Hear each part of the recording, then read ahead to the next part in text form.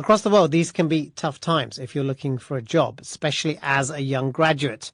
With low levels of economic growth in many countries, it's not unusual to find many times more candidates than vacancies. And artificial intelligence is changing the game on both sides of the recruitment process. Our business editor, Simon Jack, has been speaking to job seekers and hiring companies in London. One big challenge these days is getting past a machine to get a job. Buvana Chilikuri is practicing her interview skills with a simulated employer for when she has to talk to a computer which will screen her job application for real. It did get a little robotic throughout the process of applying. Buvana Chilikuri is a third-year business student at Queen Mary University and has applied for over 100 jobs and been rejected every time.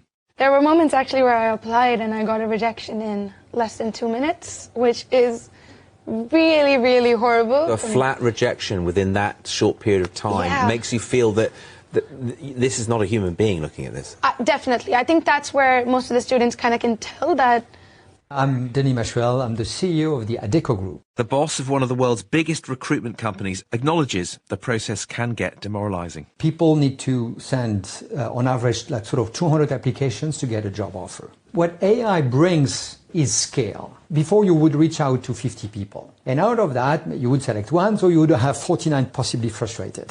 Okay? Now, if you reach out to 500 candidates, you create 499 people frustrated. So I'm here in central London, part of the morning commuter crush. And for many young people, that's the golden ticket, a place at one of these palaces of commerce around me. And employers are inundated with hundreds, sometimes thousands of applications for every place. One reason why companies are turning to AI to screen, to sort, to sift, to be the gatekeeper to get into these places. Companies like top law firm Mishcon de Reya.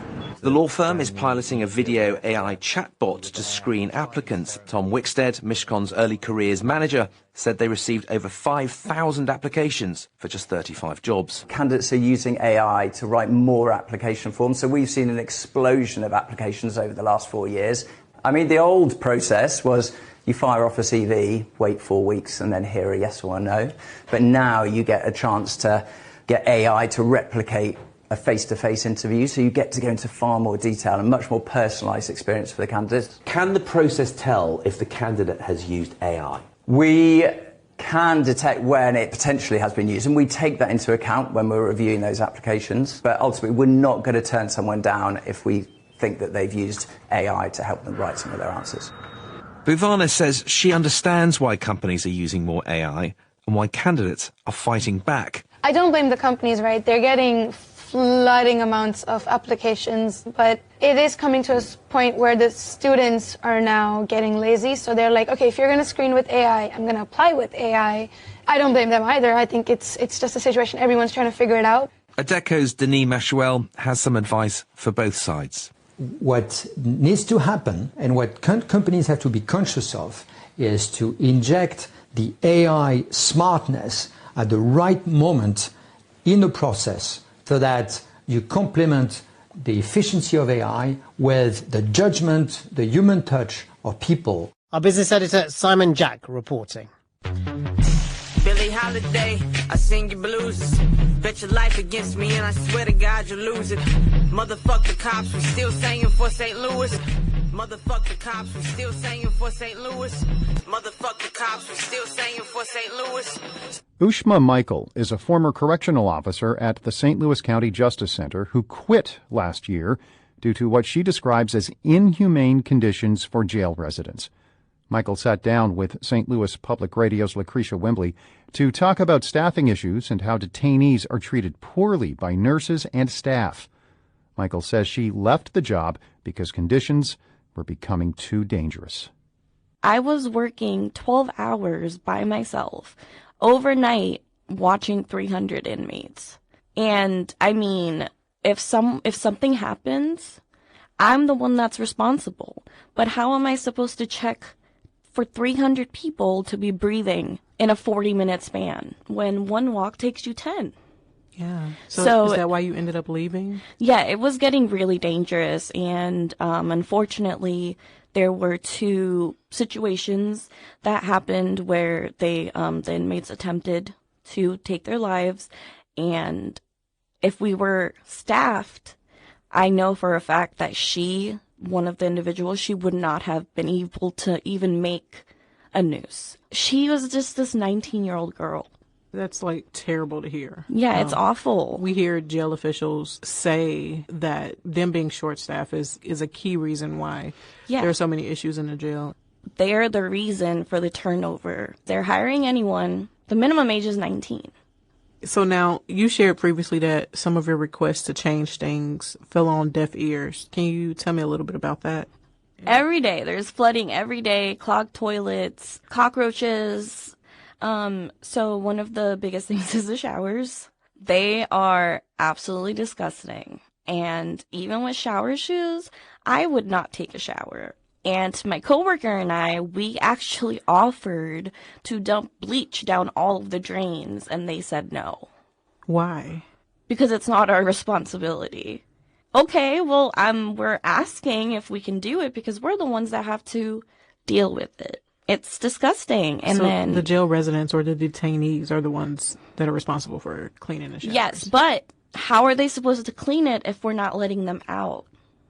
Now, a significant number of detainees die in custody due to medical emergencies or pre-existing health conditions. From what you've seen in the county, are medical providers responding to the medical needs of residents?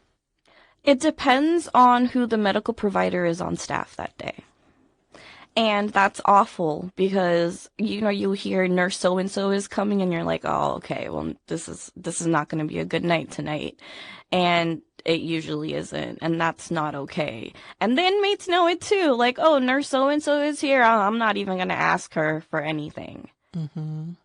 Like, what do you mean? Your job is here to tend to these individuals. If you hate your job, go somewhere else. I would say it is 100% not sufficient. Documentation is everything. So why aren't you writing in their record what they experienced yesterday? Because now if they experience the same symptoms the next day, okay, maybe it's something serious. But no, the other nurse is starting over now. Yeah. Would you ever work in a jail again or in a prison? Absolutely. Yeah, I definitely would. Just the argument to say that, hey, did you know that these are human beings? Are you telling me that they don't deserve a shower?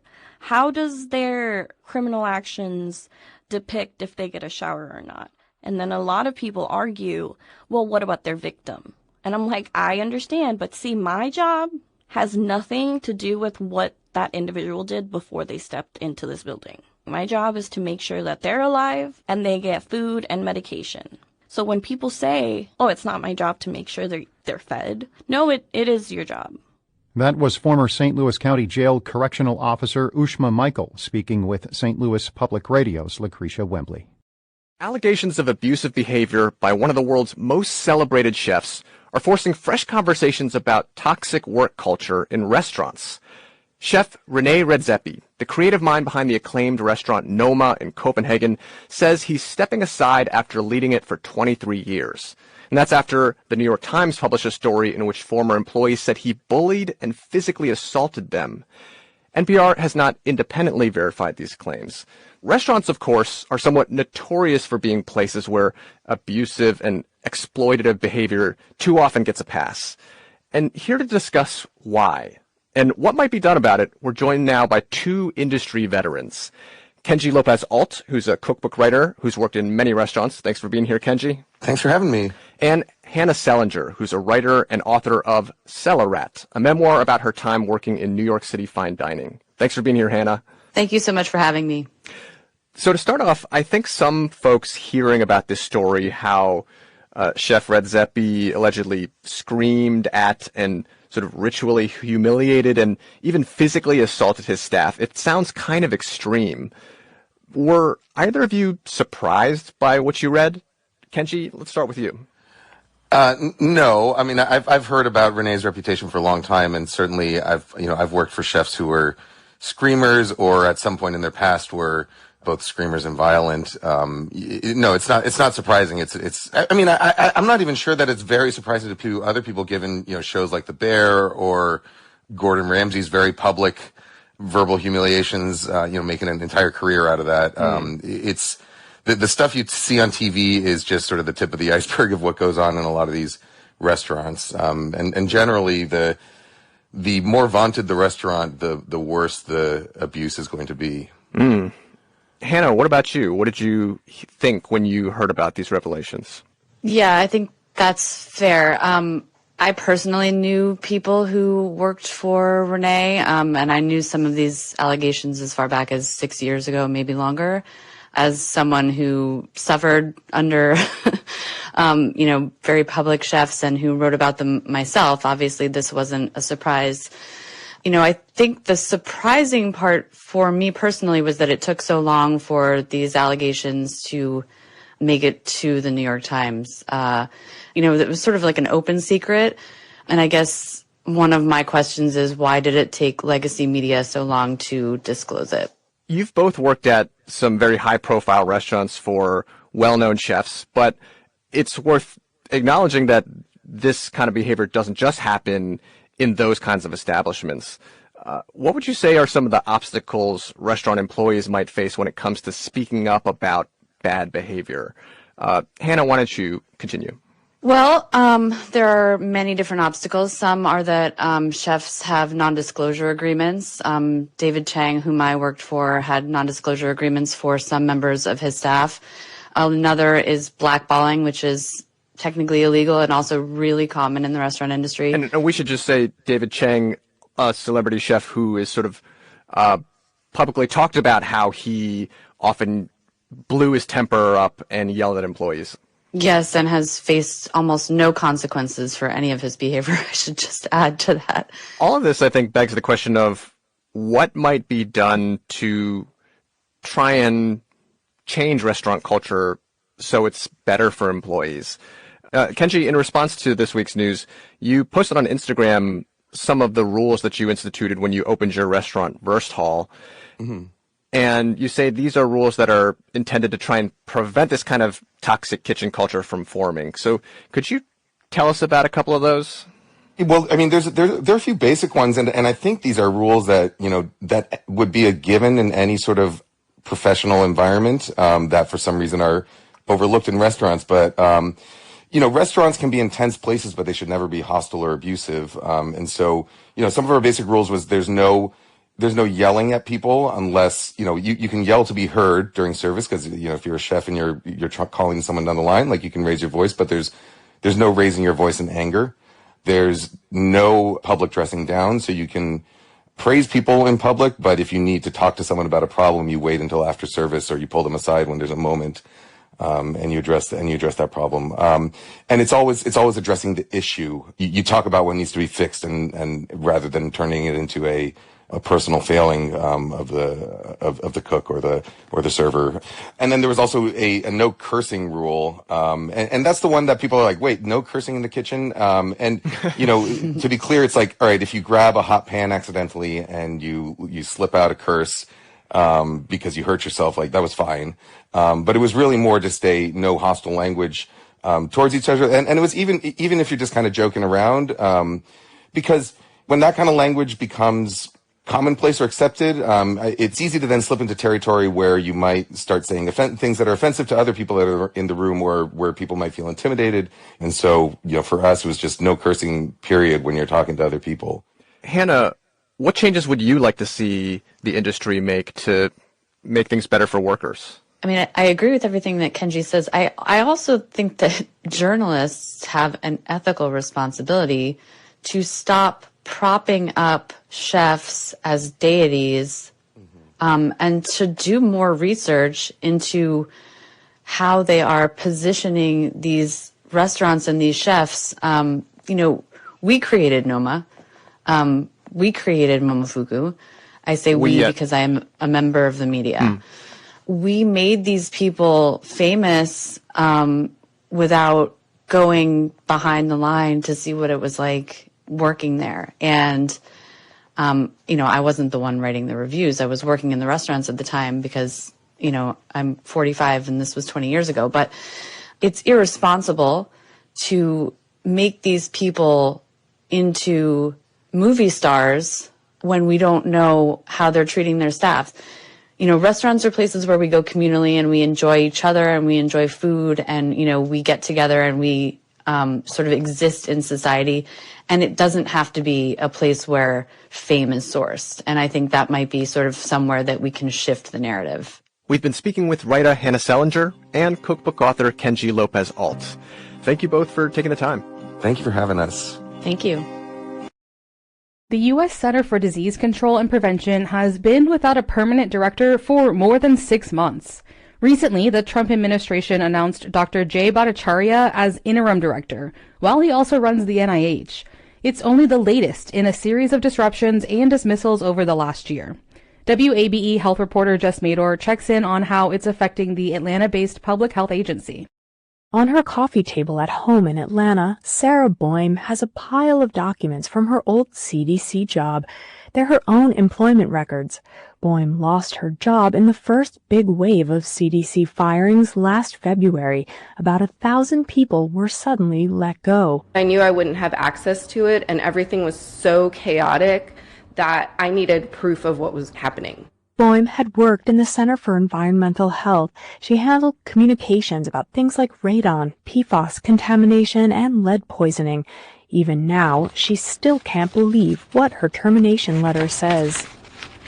The agency finds that you are not fit for continued employment because your ability, knowledge, and skills do not fit the agency's current needs, and your performance has not been adequate to justify further employment at the agency.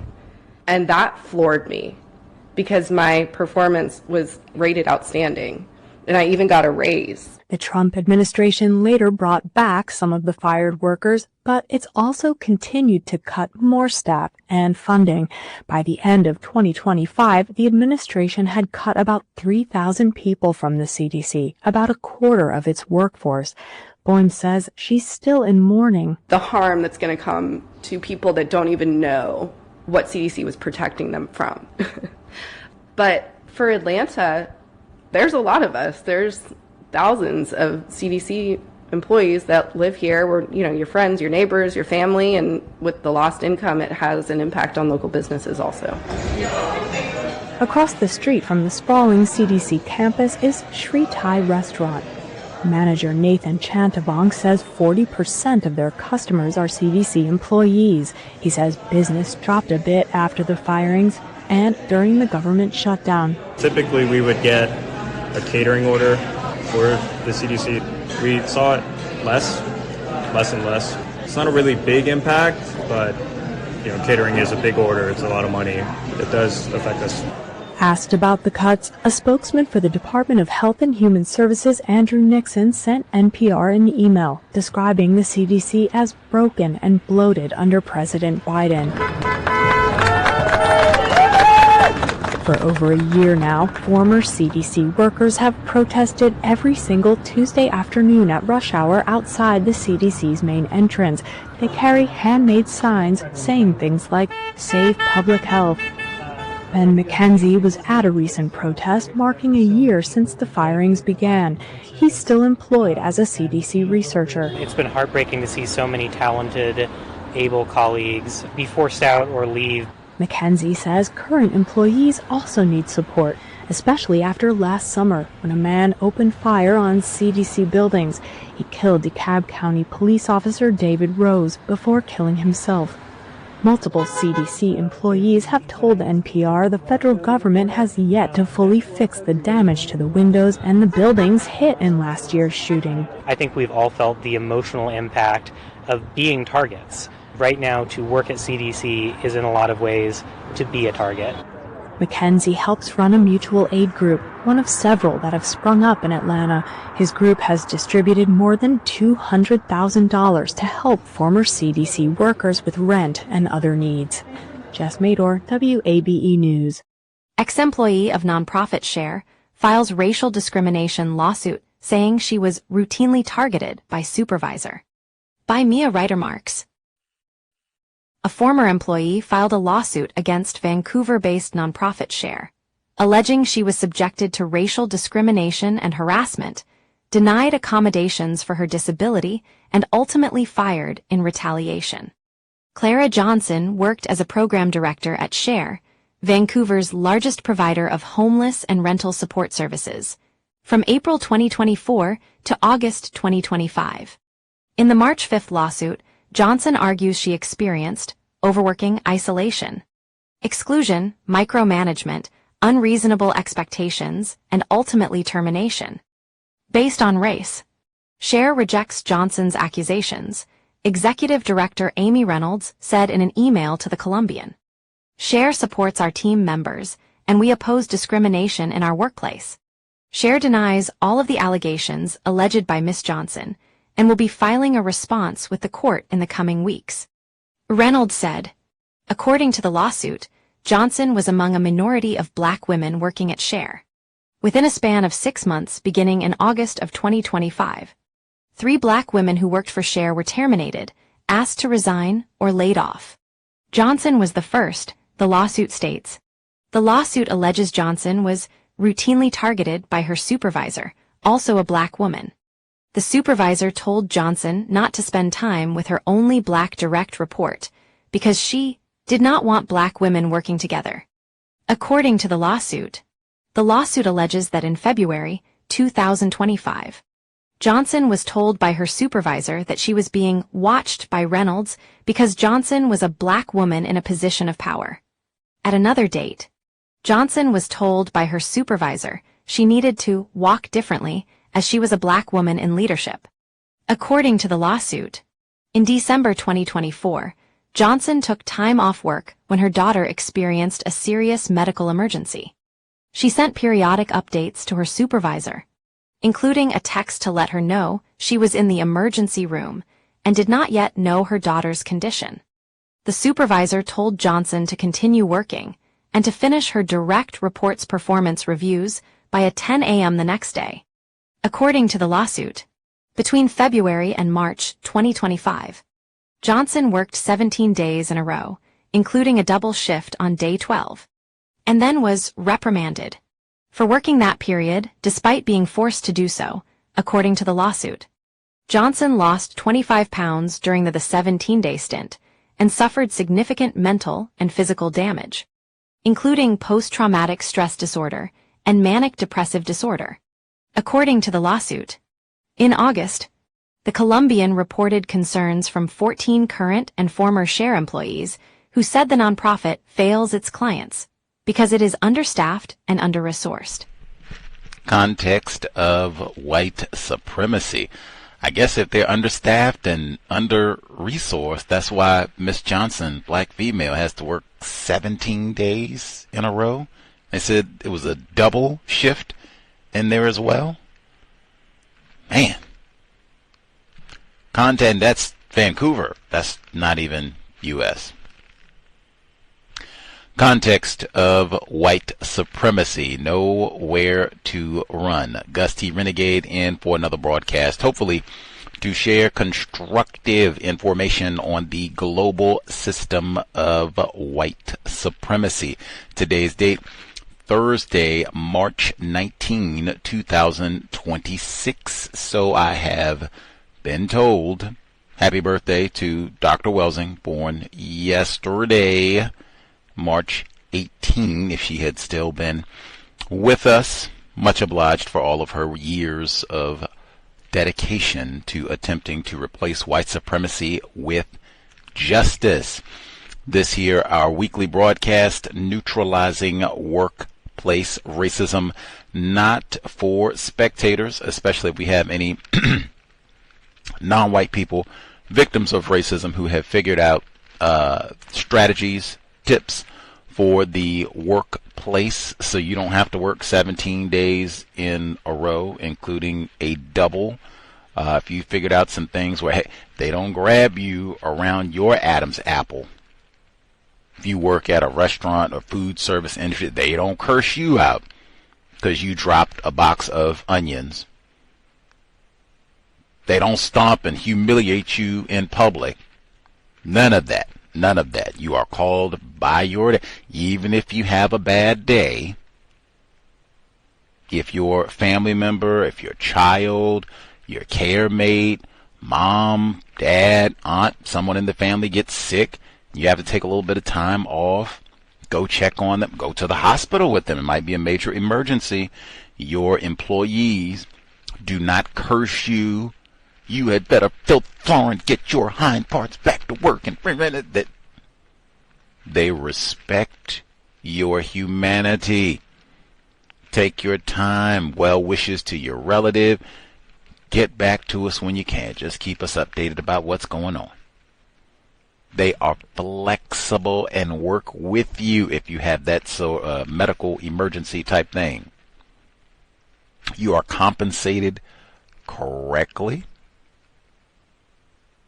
You don't have no wage theft issues.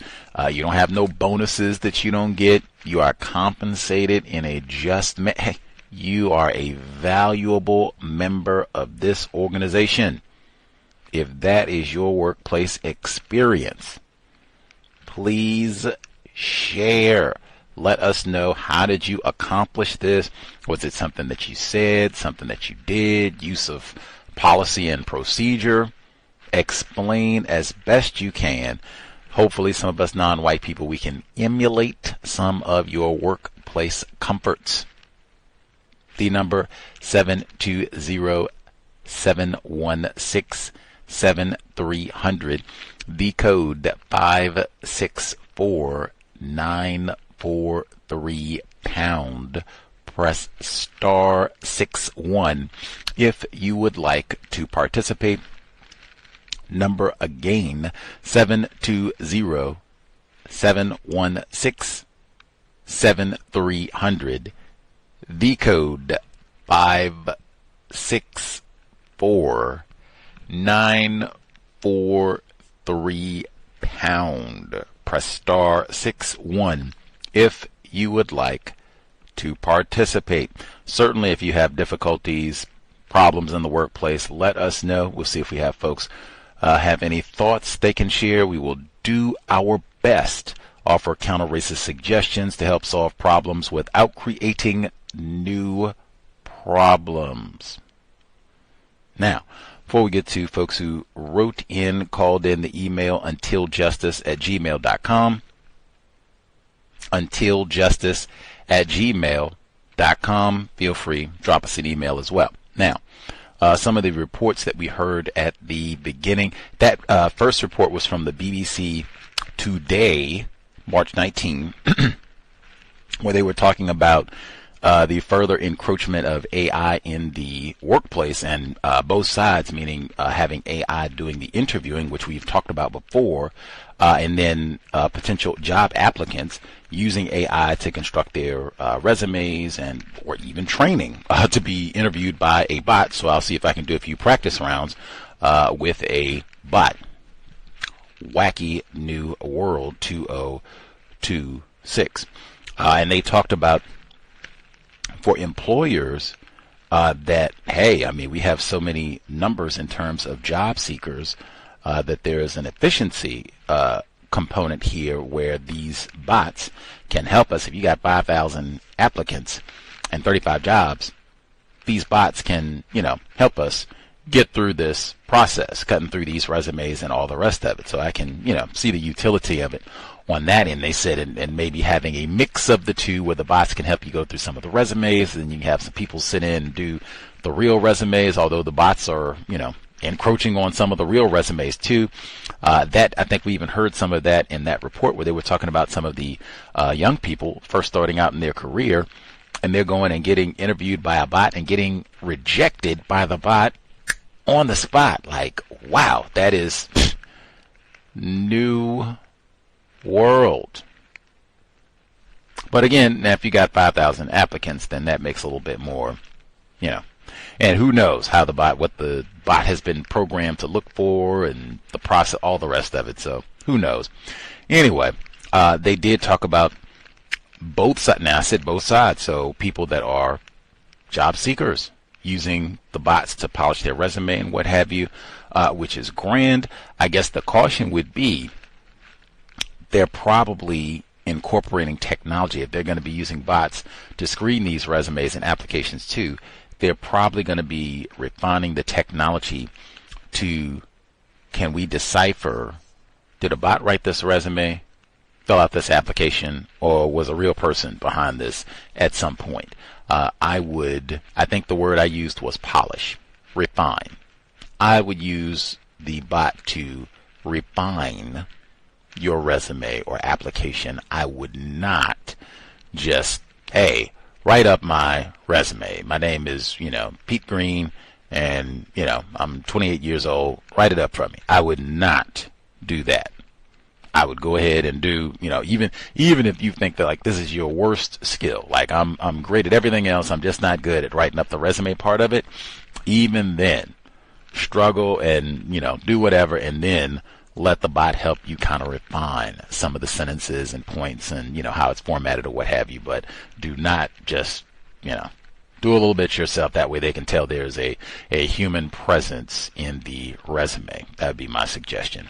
I did think that was a great idea, though, and that would be something that I would encourage either for yourself, especially if you have younger people starting their work career, to use some of the apps and what have you where you can practice your job interview. I guess back in Stone Age times, you could do this with another person, which I guess you still could do.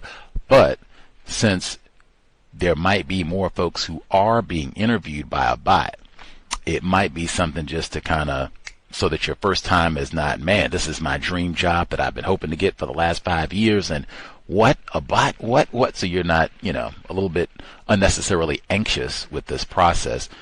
Go ahead and see if you can do it. That way you can, hey, theoretically, you could do this as many times as you like in the practice realm. So take advantage of that. That way it won't be as intimidating. You can see what it looks like. Maybe you can even try, a few of them, so you can see a few different models and the types of questions that they ask. If they give maybe some of them, they can give some pointers on ways that you could improve in your answers and what have you. You'll get a feel for the type of questions that they ask. But that would be something, especially for younger people, especially if you're starting your career, like, test those out. That should be something that they do in school. Like, I don't have children, so I don't know, but that should be something that they do, like, in school. Get young people to go ahead and train with that sort of situation with those bots, so that they are not intimidated. Like, I already know how to do this. I already know, what sort of jargon they're going to be looking for, or what sort of jargon I should avoid. The type of questions that they ask, I already have some familiarity. The situation in St. Louis, Missouri, man. Kimberly Randall King. I believe that's 2015. If my memory is correct, I could be wrong. But Kimberly Randall King, very close to that time period, black female in the St. Louis area, not St. Louis, but the greater St. Louis region, one of the outlying counties in Missouri. But this was right same time period, a little bit after the shooting death of Michael Brown Jr., which was obviously Ferguson right there, St. Louis area as well. But they were talking about the understaffing at the prisons in the St. Louis area. And the young lady, Miss Michaels, who was doing the interview, and I think she might have been a black female. I'm not sure. That's audio, so I'm not sure.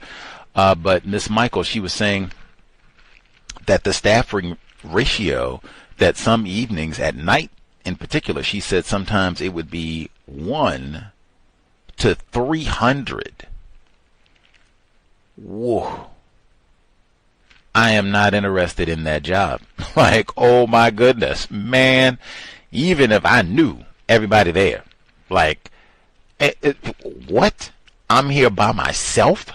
I wouldn't even care if this is like a low minimum security prison. Like, these are all like non-violent offenders, and, they stole, maybe they committed mail fraud or something like that. Like, these folks ain't bop nobody upside the head. They ain't do no sexual crimes or nothing like that. Like, these are real low level offender, barely above a misdemeanor. Even then, 300 to 1? I'm nervous. Nah, nobody going to the bathroom. Nobody is doing nothing. I'm be sitting back nervous, the whole shift. Like, that is crazy. That was a word she kept using. Dangerous. She kept saying dangerous. Absent. That's so dangerous for everyone. 300. What if something, I mean, if you are in greater confinement, logic say that you often do not make the best choices. Maybe that's not everybody. Maybe you got 3 or 4 who, you know, we tired of you, or you were trying to do some counter-racism activity, so we mumia'd you or whatever. But logic say you got a lot of folks here who do not make quality choices. Why are we 300 to 1? Whew. Wow. Okay. So and Miss Michaels, when they asked her, they said, so what is the average age of the staff? I thought she said 19. Woo! Now I'm not doing no ageism. I'm not saying nothing to suggest that a male, female at 19 years of age could not do a superb job as a correctional officer. I'm not suggesting that at all. I am saying, though, woo, at 19, you can't even legally buy a bottle of Mad Dog at 19. That's what I'm saying. Like, woo, you can't even go to the cannabis dispensary at 19. But you can work at you by yourself. It's one 19-year-old and 300 people. Like, woo, everything about that is dangerous. That's the word she kept saying. Dangerous. I was going to say everything about that is wrong, which is true, but dangerous. This is like, oh man, it's going to be some sort of escape, fire, major incident of violence, prison takeover, like all of the above. Like, oh my God. They said, she was talking about the medical staff, and they said some of the inmates, like, putting on, you know, what person is doing the medical staff that day. Maybe it's worth saying something. Maybe it's not. What? For the medical staff? And said medical staff with attitude. I hate my job. She's a man. My line. Forever. Stole that one from my cousin. You got people disgruntled, and they come in slamming the door every day and slamming their paperwork and things down on the desk. And I hate this job. And I hate my coworkers. And I hate you. And you should have talked to your guidance counselor. Don't come in here and take it out on us and bully us all that. I can't even get an aspirin. You can't even write it down in the log. Like she said, if an inmate, they, you know, reporting I got chest pains and what have you, and then they come in and saying the same thing tomorrow on Friday, like, whoa, maybe we get you to the hospital or something like that. Well, it's dangerous here, but because you hate your job, don't bother. No, we can't get no aspirin. Like, what? Now, the reason she's dangerous, she said, hey, got inmates making nooses, engage in acts of self-harm, which doesn't surprise me. If you put people in what you heard, unsanitary environment, the food is terrible, we have no staff, nobody listens to us, 300 to 1 staffing ratio, so it's super dangerous. And you got people who are young, that Kimberly Randall King, who was also very young, talking about the staffing age being about 19. Kimberly Randall King was also very young. And I remember that case specifically. I wrote about that case in detail, still online. But with that case, I remember it was a young black female, young black mom, who reportedly, according to her own attorney, black male who I spoke with, that she took her own life in greater confinement. And there was resistance. It might have even still been some of that, like, anachronistic thinking that black people do not commit suicide type thing, thinking that maybe Dr. Welsing is incorrect in her thinking when she said that black people do not qualify for black mental health. That's not what Kimberly Randall King's attorney said. He said, man, you get stuck in an environment like that, and she was in an environment like that.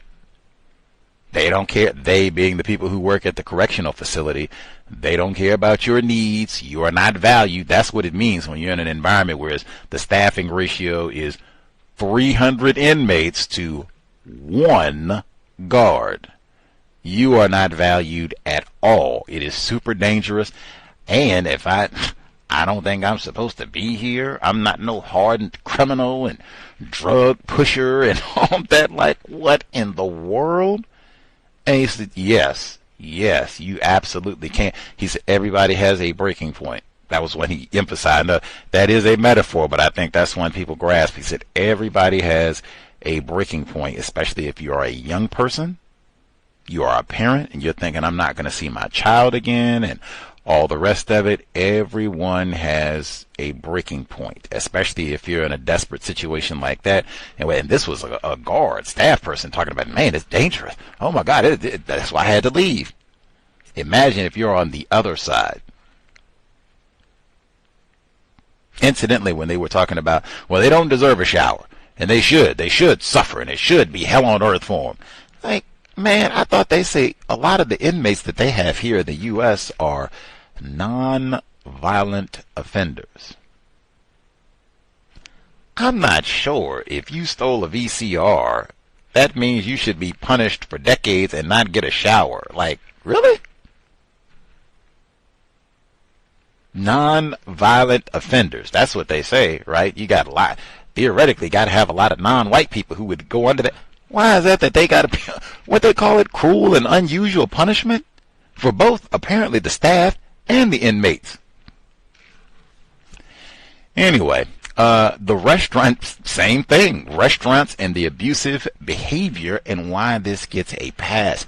The thing that they did not mention in that report that I thought was very important, Governor Gavin Newsom, potential presidential candidate, what he said last year. He was talking about California specifically, but this would have to be true for the entire continent, that there is a massive disproportionate number of non-white people who work in the food service industry.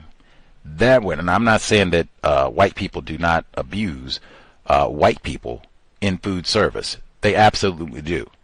But I am saying if you have a massive number of dark people who do the chopping tomatoes and lettuce and strawberries and whatever else, oh man, this is going to be real Aunt Jemima. And that's what it is. Matter of fact, it's a whole chapter in Joe Fagan's two-faced racism. We talked about that on the program in turn. It was same thing. It was both sides. It was racism in the restaurant industry against the staff, and what you just heard in that report, and I get to come in and what? You didn't cut these carrots wrong and smack you around and punch you in the genitals and all that. And it was racism against the customers. He had a whole chapter talking about, they had language on how they talk about the niggers and this. You can't say niggers if you're out in the main restaurant area. Sometimes you can't even say niggers if you're back in the rear area. Racist joke, all of it. But for the folks who work in the back, the kitchen, want lots of non-white people. Even some of that, you get a lot of young non-white, and it's so many layers to that. You get lots of young non-white people who started their career, especially if you're talking like fast food, probably even some of the more upscale restaurants. You have a lot of younger people starting their career out. So, hey, I'm put up with whatever abuse so I can get my little bit of nickels and make my little bit of money at the beginning of my career. You have people, what they're talking about right now, ICE got these non-white people, they're not documented, so hey, we can do whatever to them. Like, they act like they're going to say something. They're not going to call OSHA. Matter of fact, we tell them, I'm going to call the ICE people and you better shut the hell up and cut them carrots right and whatever else I tell you. It's so many, but most of that is going to revolve around these are non-white people. We got a massive population, and even the system of white supremacy, that's what it's supposed to be. Aunt your mama. Uncle Ben back there doing all the cooking, and we yell at them and throw it on them if they mess it up or whatever the case is. So that's a massive chunk of the abuse. How many? Well, I'm sure we got folks here who called in, talked about working in the service industry, or at least a teaspoon. Rob in San Diego talking about the racism that he experienced and hours getting cut and all the rest of it.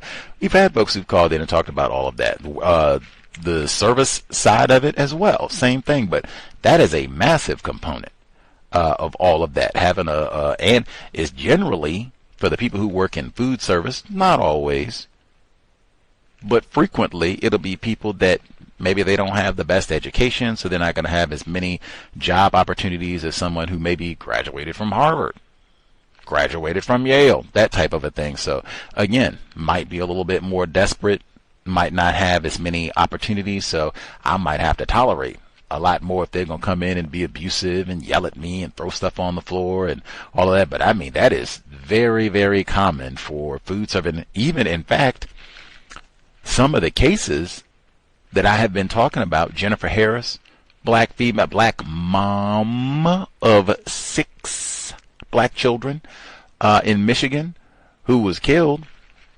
She was killed at a McDonald's food service, stabbed to death. A lot of the violence, we just played that report a couple weeks back where they had a black male who was arrested at a Taco Bell. They got into the dispute where I said then, I can't even believe this. They got in a dispute in the drive-through. I think it was, you didn't put sour cream on my taco, or you forgot the guacamole, or whatever it was. But they got into a dispute, started in the drive-through, and then the individuals who didn't work there, they were patrons. They came into the restaurant and then tried to break their way into the rear, go into the kitchen area. I guess they were going to get their own sour cream or whatever else. And one of the employees ended up firing a gun, and he went to jail, was arrested on after someone called the police for all this. But I mean, the fast food industry, I see that all the time. And the food industry in general, dangerous. So if you have young non-white people and they're saying, I got a job, I'm going to be a server, or I'm going to be a cook, or I'm going to do some of the food prep stuff and, get some knife skills and do all the chopping up of the veggies and all that so they can go and make these great gourmet meals and such. Talk to them in depth. In fact, that might even be one, hey, Joe Fagan, Two-Faced Racism. It would be great to read the whole book because they got racist jokes and you see about the Negroes, squirrels and all that. Just read the chapter on the food service industry. That way you don't have to be intimidated and throw it away or anything like that.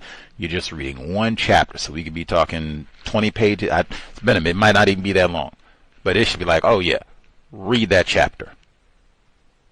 That's what you're walking into. Even if it's other black people that are going to work there, it's still same environment, same structure. Read that chapter, take notes, and expect verbal abuse, expect physical abuse, and already have a code. This is, and sexual abuse, we talked about that before too.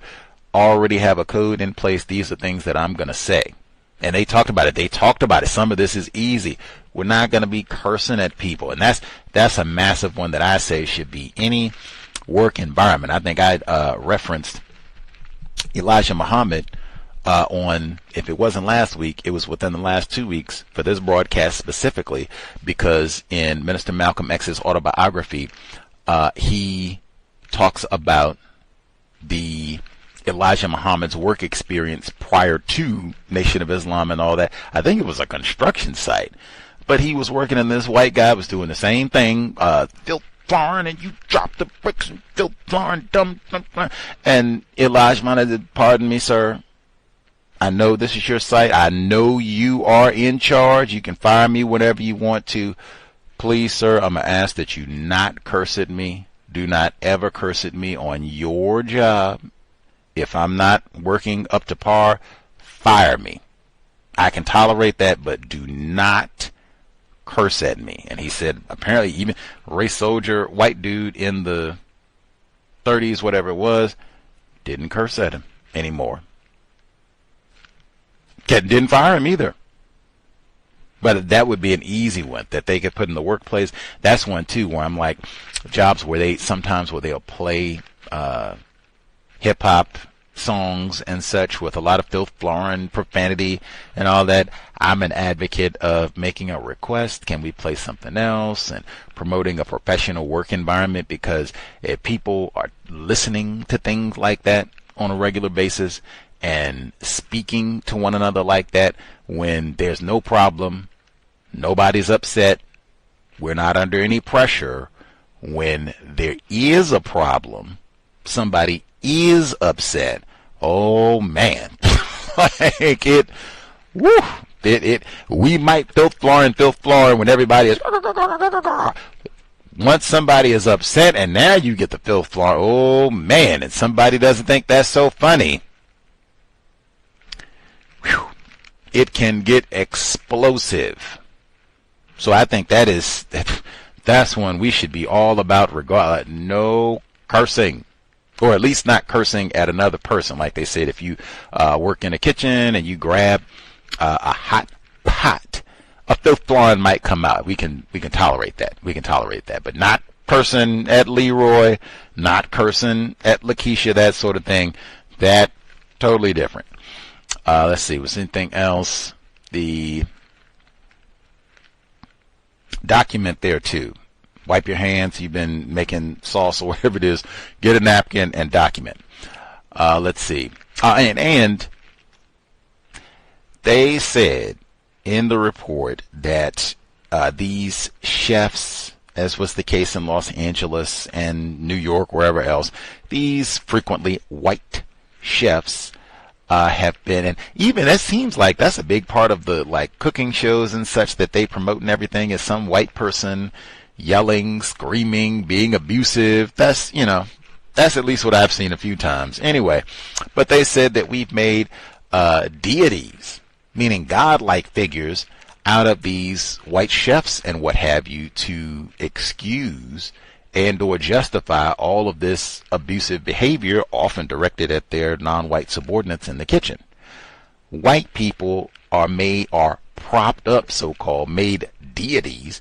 That's the system of white supremacy in all areas of people activity. That's not just the kitchen, which is why you see a lot of this behavior beyond food service. White people being abusive and yelling and cursing and what have you at their so-called subordinates in the workplace, even sometimes their superiors in the workplace, because this is the system of white supremacy racism. But I mean, that's what the system is, to make white people are supposed to be gods, tyrants over non-white people, and that's how you behave. That's Fuller even talked about that royalist concept really is right there in those cooking shows, splashing mud on people, or I guess splashing gravy on people, and this sucks, and you sucks, and I can't believe you made this, and you messed up the tomatoes, and that, where I wear my white chef's uniform. That's what it is. Let's see. The section on the CDC, where they talked about all of the confusion. Now, I looked at that NPR report, and they had a number of people speaking. First, they had a white woman. They kind of switched around. The CDC cuts from last year, that impacted, at least in Atlanta and some of their other locations, that did impact a lot of black people. They had a number of reports on Atlanta Public Radio where they were specifically talking about people classified as black who worked at the CDC, who lost their job last year and or were confused, worried. Are there going to be more cuts? Am I going to be fired? All of that. They talked about that on a regular basis. Even some of those reports where they were talking about black females and losing their jobs and how much that had impacted black unemployment overall. Massive. I don't think they mentioned that at all in that report, but the massive number of black people who were impacted by those CDC cuts, and even that black officer that they did mention by name who was shot in that attack by the race soldier. That's part of the result where you have all of the, I'm not going to do no vaccine and blah, blah, blah. But the white dude who went there and shot up the CDC, and he killed privileged black male David Rose. Glad he got named in the report, but same thing. I mean, man, they're coming and shooting up the place and firing us. I cannot imagine feeling overjoyed about coming in to work. I mean, man, it would just be confusion and anxiety. And then are we going to get in trouble if we're doing any research on disparate impacts of any, it would just be a lot of anxiety. And then they said the people that got laid off and fired, they're outside protesting once, but man, It would be massively stressful. And again, this is one of those jobs that I thought you made it. You're supposed to be, hey, I brag. I work at the CDC. You talk about people, you want to get one of those jobs where you have some job stability, security. Not that I can necessarily put my feet up on the desk, but hey, we're going to be here. I don't have to worry about all that. And they're shooting through the windows. Man. Rest in peace, David Rose, privileged black male. The situation with Clara Johnson, where I thought she was the black female who had to work 17 days in a row. Now, this is in Vancouver. This is not in the U.S. where she worked for Share, the company. And she said she had a black supervisor. Let me get my sound clip so I can do the sister segment. But they said Miss Johnson had a black supervisor, and she's subjected to all of this. She said she was overworked and isolated, all the things that we hear on a regular basis. You don't talk enough and all the rest of it. Unreasonable expectations and given 15,000 different jobs where you're just one person. And they said she was told they did not want black females working together. We've heard that before.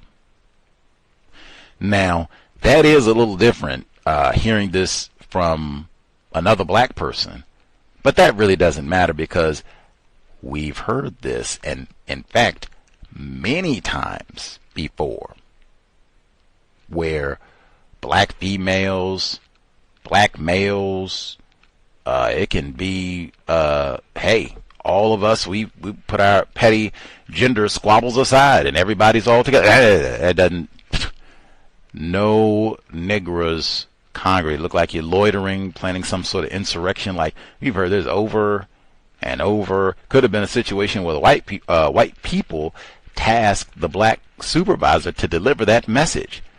You nigger women are not supposed to be hanging out in the work. But we've had black females call in and say, in the workplace, they worked for a big company that had, when I said big company, it was a big building and they had many floors of employees. When I say many floors, like more than 5. And so they were working and they just happened to get assigned to work in an area where there were, I think, like 3 or 4 other black females. Now, she said, hey, we didn't come and talk, we got to do something. Dr. Wells' birthday was yesterday. We got to have a counter-racist extravaganza. None of that. They didn't come and talk about no racism. They didn't even mention the word racism. She said, we were talking about like broccoli, drinking water, fitness, type things. That's it. Or the job, which, hey, but she said, that's it. We ain't talking about no, wildness about that. We talk about just trying to food and eating correctly and you get good water and all that. She said that alone. They got broken up. One of them got moved. I told you it was a big building. It had lots of, like, one of them got moved to like the 17th floor. They put one on like the 2nd floor, put one on the 8th floor. We were just talking about broccoli. We don't pay you to talk about broccoli with nigger women. Like, do not hate that. Hate, especially seeing black people look like they're getting along constructively. Now, if they had been name calling, gossiping about each other, I got to emphasize that. Not we done formed our own clique and we gossip about everybody else. No. If they were gossiping about each other, they were going to the white people and did you see what Lakeisha got on today and ain't she trifling and that sort of no problem. Looking like you get along, y'all constructive and everybody is courteous to each other and kind. We not cursing each other out and all that. I've heard that repeatedly over over. Like I said, about the only difference is to hear that from a black person. Like, wow, that's a little, okay. Anyway, she said that she was told, you are a black person leading, you got to walk different. That I would need a lot of detail. I would have to write that down. Like, what? What is like give what? What is the what? is there something wrong with the way that I'm walking now? Now write that down. How should I walk? Now write that down. Like I might even ask them, like, can you give me a demonstration of both the incorrect way to walk and the correct way to walk? And I will say that there might even be some truth. This might be one of those, because they talk about nonverbal communication, and they have whole books about this, and the way that you want to stand in the workplace and the sort of posture that you have in the workplace is very important, and your eye contact, all of that is very important. So for all I know, it may be, maybe she, had poor posture and slouched as she walked or what have you, and slumped over or something. I don't know. Maybe she wanted her to be more erect and upright, walking with confidence as she's going down. Maybe. I don't know, but I would want a lot of detail, because it seemed like she did mention that she was black in the walking correction. So let's just make sure that my racial classification doesn't have anything to do with my gait, stride. And then, regardless of all that, because I walk incorrectly, is that why I got to work 17 days in a row? Woo! Like she said, 17 days in a row, which included a double, where she started losing weight and getting PTSD. That's one of those too where I say, like, hey man, like, you got children, illness in the family, and all that other thing. Other people are dependent on us sometimes and such. So totally true. But when you start getting signals from the Creator where your job is eroding your health and well-being, physical health and well-being, mental health and well-being, something has to change. If the job kills you, the folks who are dependent on you, they'll really be hurting now, yes? Even if you don't have other people depending on you, hey, I got a John Henry through this, or I guess Jane Henry through this, and we'll do 17 days, and maybe I have to work 34 days in a row. If you've gone through this and you're already seeing like, wow, I'm showing some signs of PTSD, and I've lost all this weight, and I don't sleep, and I'm not eating correctly. Now you get to day 34, like, man, you might be ready for a breakdown or a serious mental health condition, anything. That is signs from the Creator. Something is going to have to change. This is not sustainable. And there are lots of work, and in fact, it's so insidious. The system of white supremacy racism, they will tell us, what I just say? John Henryism, Jane Henryism. That's what you got to do, Lakeisha, Miss Johnson. That's what you got to do. You get what they say. You got to work twice as hard. Working 17 days in a row with a double shift in there. That's working twice as hard. The result of John Henryism is not, Miss Johnson, after you work 17 days in a row and we give you a raise and a Starbucks card and a big round of applause for all the dedication that you've shown. No, that's not what it is at all. It's just more mistreated, which they say, now we just give even more expectation. We will expect you to work 17 days in a row now, and no lip about it either. Not no gratitude, and we're going to give you a promotion, and when it gets to the end of the year and it's time to get that bonus, like, oh my goodness, remember Miss Johnson? She almost killed herself for us. Make sure we going to hook up with that bonus. Nope. In fact, they didn't even remember it when her child got sick. She said, I'm at the emergency room. That means this could be really serious. You and your crackhead daughter out there snorting fentanyl, you better get us our reports in the morning. Crack. Like, dang, I just worked 17. I'm calling from the hospital. My child is... We don't care about you. We don't care about your child. We want our reports 9 a.m. in the morning. If you can't get them, then get another job. You can stay on at the hospital indefinitely. Like, dang. I would just want to recognize if you have a job, like for some people, hey, that's the job that they got. They stay there for 20 years, make all the money that they can. I would want to recognize that immediately if that's the environment that you're in. And I would also want to make sure that is the standard for everyone. If I was classified as white, it would be the exact same response. I think my child got the measles. You know, they didn't do the vaccines at the schools. We don't want to hear it.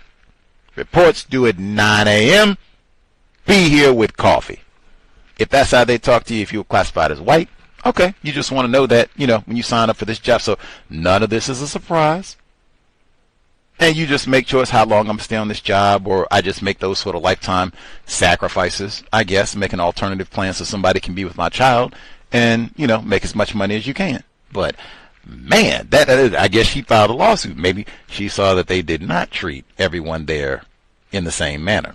And we've even heard that before, where you have a black supervisor and you have a serious medical issue with you or someone in your family, and they don't care at all. Ain't no black brother, black sister, nothing. Like, you faking it. You go break it. You get out. Remember the young lady, she said, I hurt my ankle, and I went to my black supervisor. I said, man, I hurt my ankle. I need some. Let me see the x-ray. I'm sorry. I should not have laughed. I'm sorry. That's not my fault. Not funny, but that did happen. Where she said, let me see the x-ray. You know, you niggers come in and just make up hurt my ankle. You can't even spell ankle. Let me see the x-ray. Do not expect any I got your back from black person on the job. Blacks who do not think, woo, I'm going to have I got a black supervisor. Woo, me and Leroy, we're going to work that. If you are lucky, and that's what it ends up being, great. Be thankful and be on the lookout for white people to come and mess that up. But don't think that's what it's going to be just because you're working with. I've said consistently, you work with other black people, you have the exact same code that you would if you worked with all white people. We're still in a system of white supremacy racism. You do not think that you're going to be in a constructive environment for any reason. Any hoodles. Definitely, if you work with white people, even if it's one or two white people present, you should definitely be mindful. If you and the other black people get along, are constructive, y'all not doing the dozens and planning on going out to drink Mad Dog 2020, oh man, white people are going to be upset. Keep that in mind. I would try to avoid that. We're talking about things related to the job. If it's going to be, which is what I say all the time, just talk about things related to the job. If it's going to veer off remember the young fellow, he wrote in and told us, he said, man, they took us down into the catacombs, the other black males. They didn't have that conversation out in public in the cafeteria, the break room. They went down into the basement of the building to talk to the black male. What's your experience been here? How they treating you? Like all that whole stuff. Like, and if you got to do all that, it's probably not worth it to have the conversation. Anyway, the number 720-716-7300. The code 564943 pound. Press star 61 if you would like to participate. The email untiljustice@gmail.com. Get to our email, see if folks have thoughts, observations to share. Same thing I think I asked before. We have folks who they had to get the interview from a bot.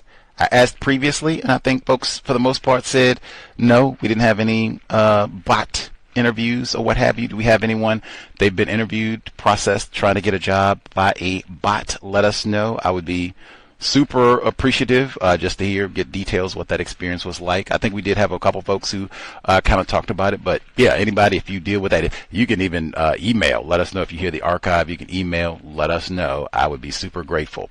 Let's see. We'll get some of our emails in for folks who wrote, see if folks have commentary as well. Let's see. Email number 1. Hi, Gus and Cal's audience. Last Wednesday, Harry told me he was moving me off the project with right-wing Ashley and Amina. I had a headache that day and all day Thursday and Friday. That blame racist man, racist woman, racist child. The injustice is bothering me so much that I've been feeling sad and annoyed all week being in the presence of those racists. None of what happened has surprised me. In fact, I knew it was coming, so I shouldn't be upset. But it is insulting. Facts. That which is they humiliating black people in the workplace publicly. Massive component of white culture. She continues, the tone of right-wing Ashley's emails is emboldened. The lawyer suggested we request senior managers delegate certain responsibilities to Harry, who suggested I put a report to them setting out the rationale. We tried this before, but this time Harry made a reference to an approach suggested by the lawyers, which surprised me because I had not discussed it with him. I thought it was just a coincidence and asked for clarification, which he couldn't provide. Pitiful. I thought it was strange, but didn't think too much of it at the time because he had just told me I was being removed from the project. I realized this week that Harry must have known what the lawyers had suggested because Phoebe and right-wing Ashley's plans for me being removed from the project included me writing that paper. I think Harry was expecting me to write the paper, but yesterday I delegated it to right-wing Ashley, giving her the opportunity to step up. She emailed me back to say we did not discuss this before and asked for clarification on the approach to recommend to senior managers. I was so irritated by her saying we had not discussed it before that I missed her query about the approach. I emailed her back reminding her that we discussed it at the process review session with the lawyers. Even if that were not the case, it's not the first time we've tried to get senior managers to agree to the change, and I had suggested she use the previous papers for reference. The fact that she asked about the approach let me know that conversation had been between her, Phoebe, and Harry, as right-wing Ashley is not intelligent enough to ask the question without prompt. She came back after an hour or so, agreeing that it had been discussed, but not in detail, and again asked for clarification on the approach. I think this is so slick how it's, you come on, you can just write it. Come on, don't you just want to write it? It'll be come on, just go on. Like they try to do that so slick. Let's see. She says, clarification. Okay, whether she checked in with Amina, reviewed her notes, or secret recording, I'm not sure, but it is true that we didn't go into a lot of detail when we discussed it with the lawyers. Asking her to lead on the paper is not unreasonable. When she accused me of demeaning her, she reminded me that she is confident in her knowledge of the role and reminded me what her role is. Yet she is looking for me to spoon feed her. She wants you to just write the reports. Says just go on and write. Just come on, just go on and write. Actually, this is her demand that I give her the answer. Just go on and write the report, man. I'm lazy. I don't want to do all that. My neurodivergence is acting up today. Come on. He said, I do not review the proposals received from companies. That is right-wing Ashley and Amina's job, so they are best placed to define the approach. And Harry said right-wing Ashley should have the opportunity to step up. So why not start now? I do remember that even from last week. It was like, yeah, she's supposed to get in there and do right. Let's give her that. So, yeah, get to it. I emailed her back and asked, what's your view? And asked her to set out her ideas in the paper. I predict she will ask Fred to tell her what to write. I couldn't care less. Amen. Because You all got it. That's what I'd be thinking. You all got this. You all are so smart. Right wing, Ashley, you are so smart. You all got this. Rock on, sister. And then she's going to ask Fred is the lame who had like 2 years to work on this project and did nothing. He's lazy too. Another lazy white bird. He had like 2 years and sat around and did nothing. And then they just passed the project. It was like, oh yeah, we got a few gaps in there. Let's see. She continues. She said, I had canceled the team meeting yesterday morning as I have a lot of work of my own. It is a massive project which doesn't involve me managing anyone right now, and I'm glad. Right Wing Ashley asked if I was happy with the templates she and Amina were working on following the process review discussion. I had reviewed them once, and given that she had sabotaged the note-taking, I had already decided I wasn't going to comment on them again. So I told her as long as she and Amina are happy, then send them to the lawyers for review.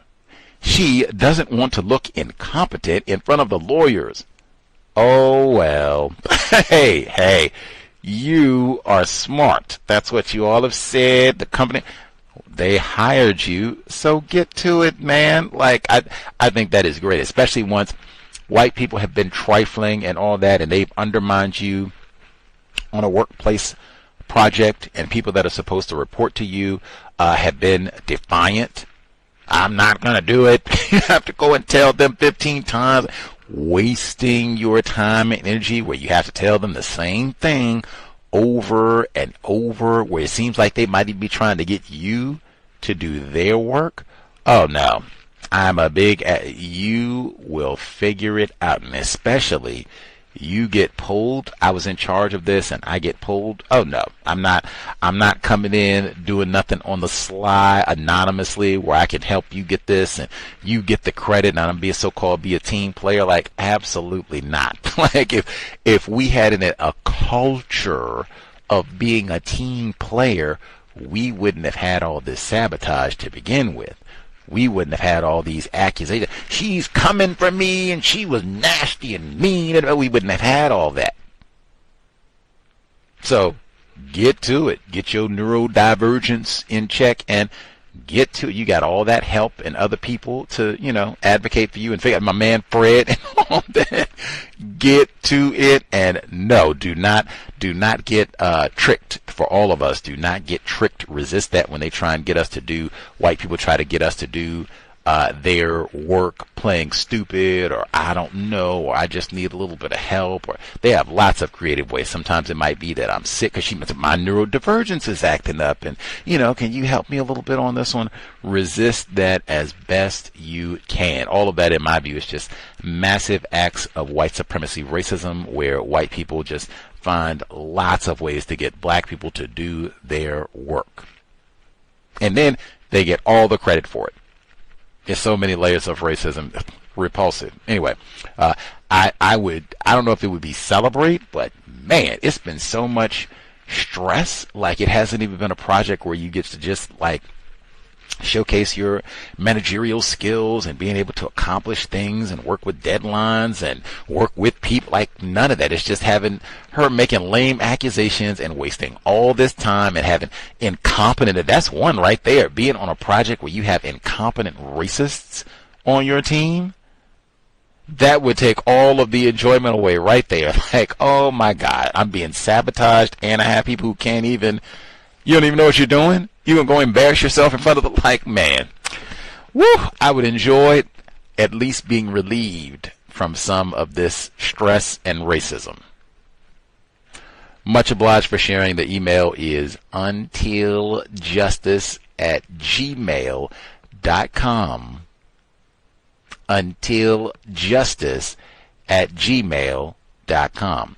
The number 720-716-7300. The code 564943 pound. Press star 61 if you would like to participate.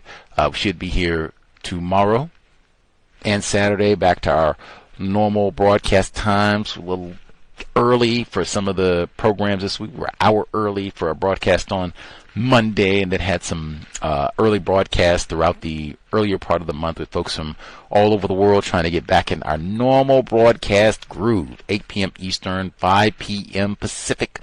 Tomorrow, the Catherine Massey Book Club, Dr. Colin Anthony Beckles' dissertation, Pan-African Sites of Resistance, and then Saturday, compensatory call-in, 8 p.m. Eastern, 5 p.m. Pacific. We'll review what has transpired over the past week, conflict in Iran, and all the rest of it. That'll be Saturday, back to normal times, 8 p.m. Eastern, 5 p.m. Pacific, Context of White Supremacy. Let's see. We'll see if other folks have commentary to share. The email again, untiljustice@gmail.com. And again, if folks have experience with the AI screening for a job process, I'm super interested in that. If folks have been interviewed or dealt with that at all, or even if folks have had commentary or experience, if you've used AI in getting your resume completed or a job application filled out, and then someone said something about that, like asked you about it in the process, like how closely is that being monitored, or is that even causing problems for people in employment if they're using AI for their resume or anything of that nature. I'd be curious about that as well. Let me know. You can drop an email as well, untiljustice@gmail.com. I'm going to read a report. This is from the LA Times, while seeing if folks have other thoughts to share as well. But this was in the LA Times very recently, and it reminded me so much of Neely Fuller Jr. when he talked about white people not getting fired. They get transferred. I think they almost say that verbatim in the report. LAPD captain avoids firing over complaint of unit's racism and sexism. A LA police captain whose officers were recorded making racist, sexist, and homophobic comments has avoided termination and will be reassigned to another position in the department, according to a transfer order and 3 sources who requested anonymity to discuss the confidential personnel matter. The captain, Robin Patillo, saw her case before a disciplinary panel dismissed over an apparent statutory issue before a hearing that was scheduled for March 4, according to the sources. Patillo was relieved of her supervisor duties early last year after the Times reported on a complaint filed by the LAPD alleging that officers under her command in the Recruitment and Employment Division had been unknowingly recorded making vulgar comments, including while talking about police applicants. The case drew a widespread attention and revived concerns that the department had failed to root out a culture of intolerance that led to past scandals. Scandals like what? Mark Furman, amongst others. At least 5 others from the unit were assigned to home pending the completion of an internal affairs probe, officials said at the time. The Board of Police Commissioners demanded a thorough internal investigation last March, but the status of that probe is unclear, and a spokesperson for the commission didn't immediately respond to a request for comment. An LAPD spokesperson declined to comment. Patillo didn't respond to an email to her work account. The LAPD complaint about Patillo's unit detailed portions of roughly 90 recordings of slurs and offensive remarks made by officers tasked with deciding who could join the police force.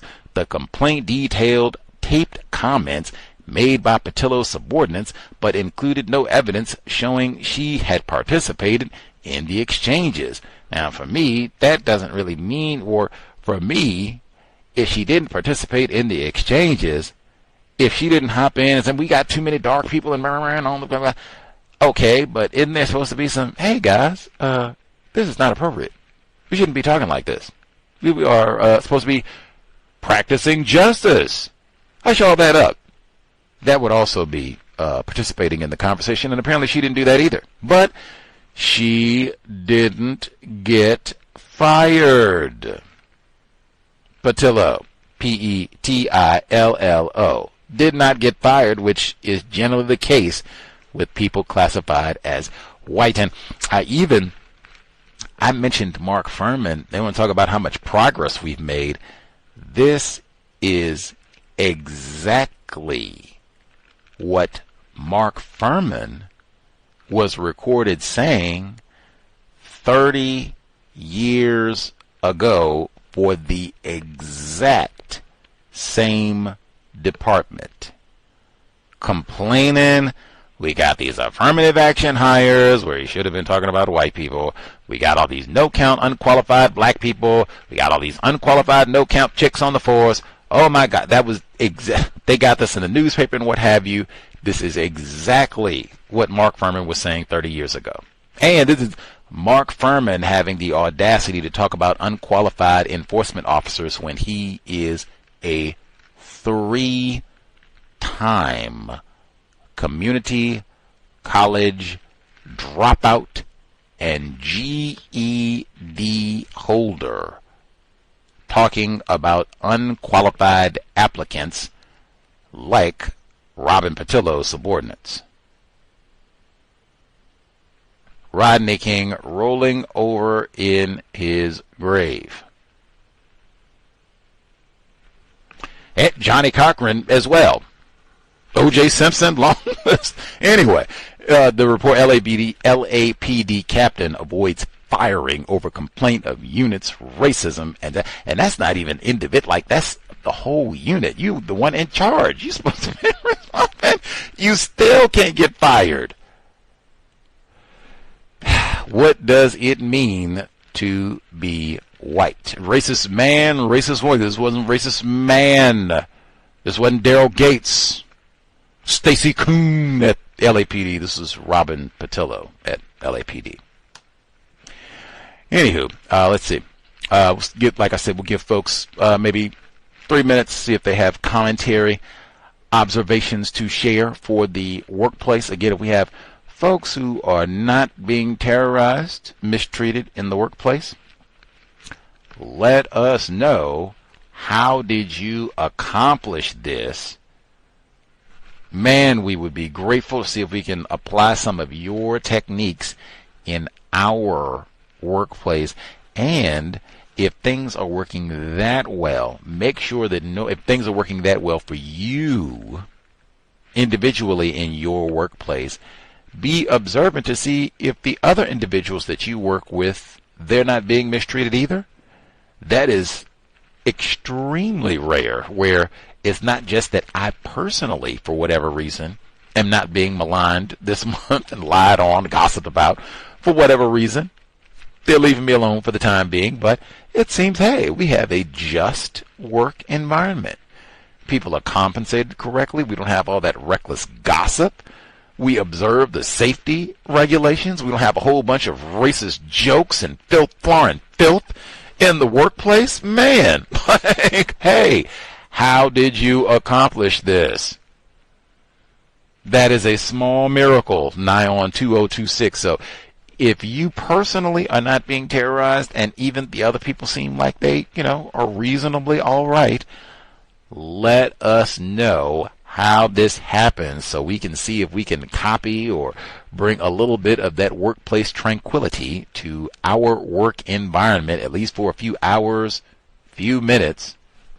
Let us know. Maybe you can take a little while and think on it and then make some notes and share. That's it. Again, we'll be here on Friday, 8 p.m. Eastern, 5 p.m. Pacific. Saturday, 8 p.m. Eastern, 5 p.m. Pacific. Back to our normal broadcast times for the next 2 days.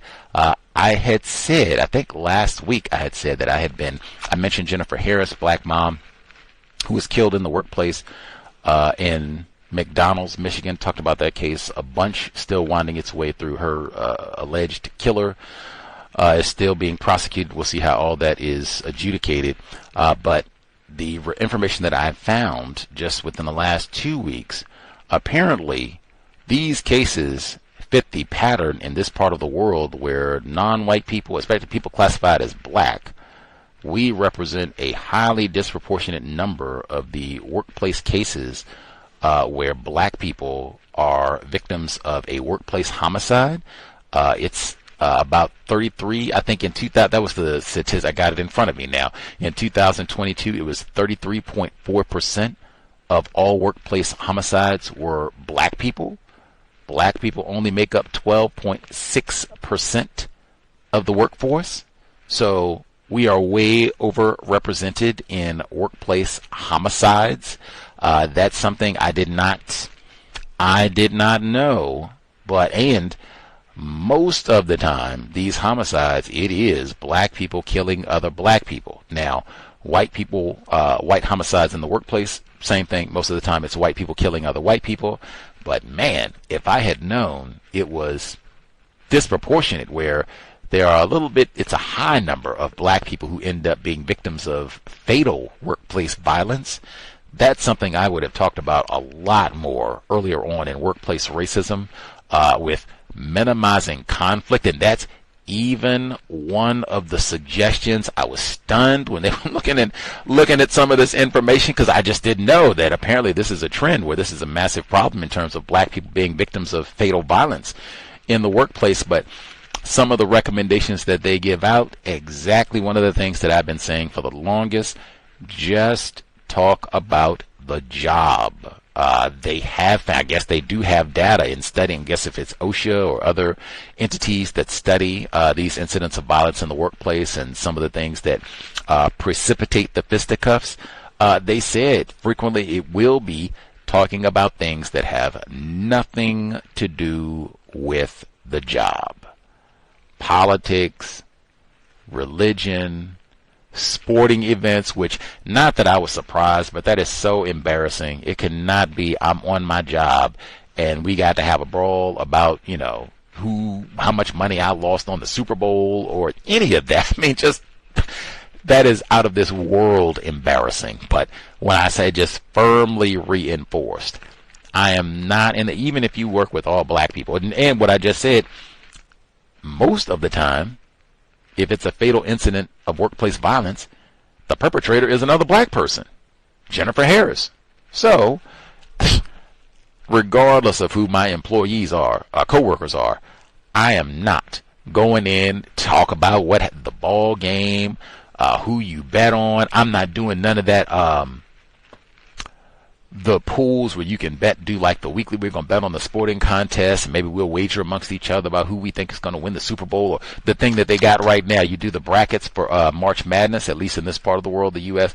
Oh, we're going to see who's going to win the men's college. I'm not doing none of that. People end up getting, in brawls and argument. At minimum, even if it is all tranquil, people end up wasting a lot of time.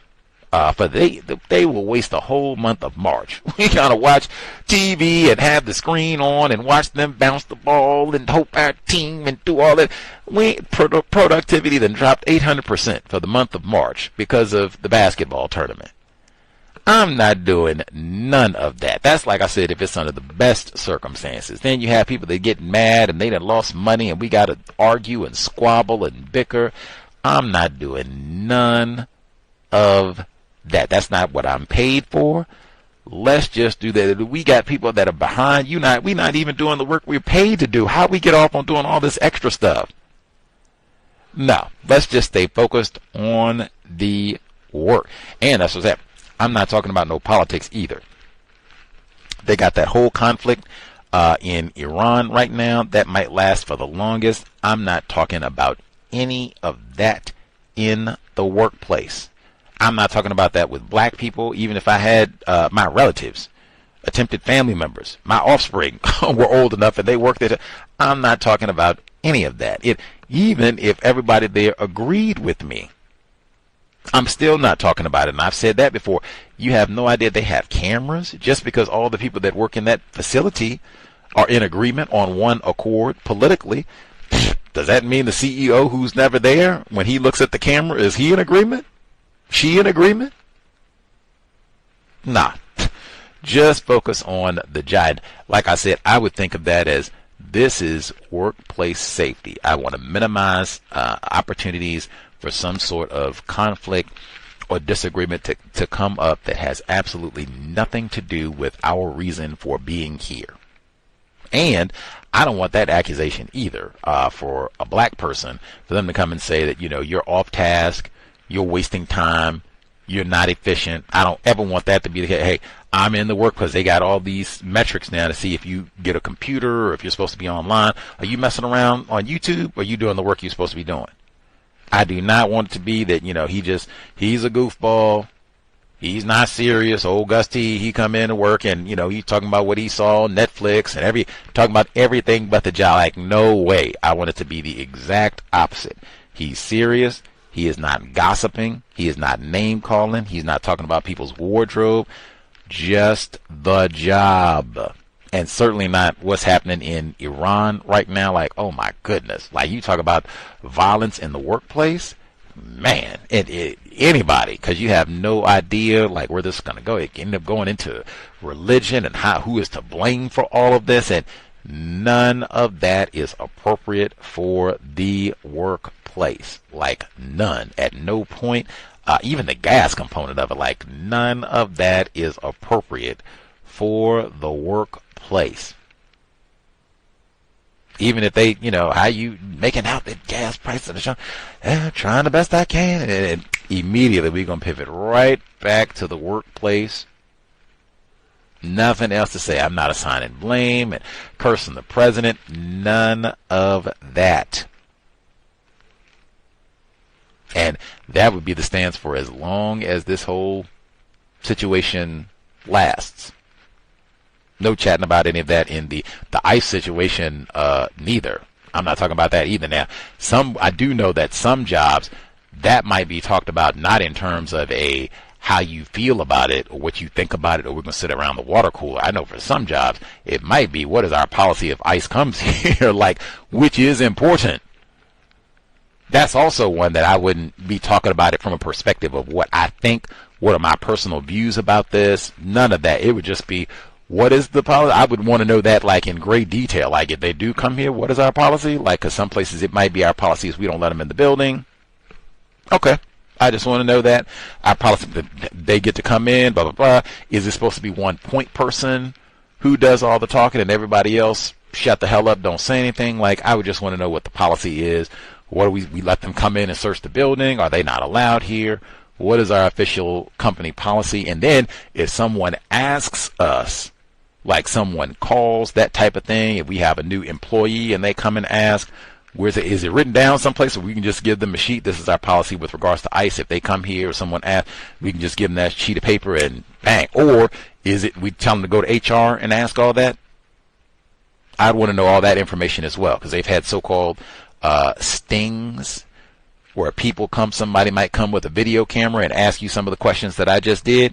And if you don't say the right thing, you might get fired, you might get sued, all kinds of things. So those would be the types of questions that I would want to ask if they're going to have an official ICE policy, if they think ICE might come to your job and see if they got illegals and all that type of thing.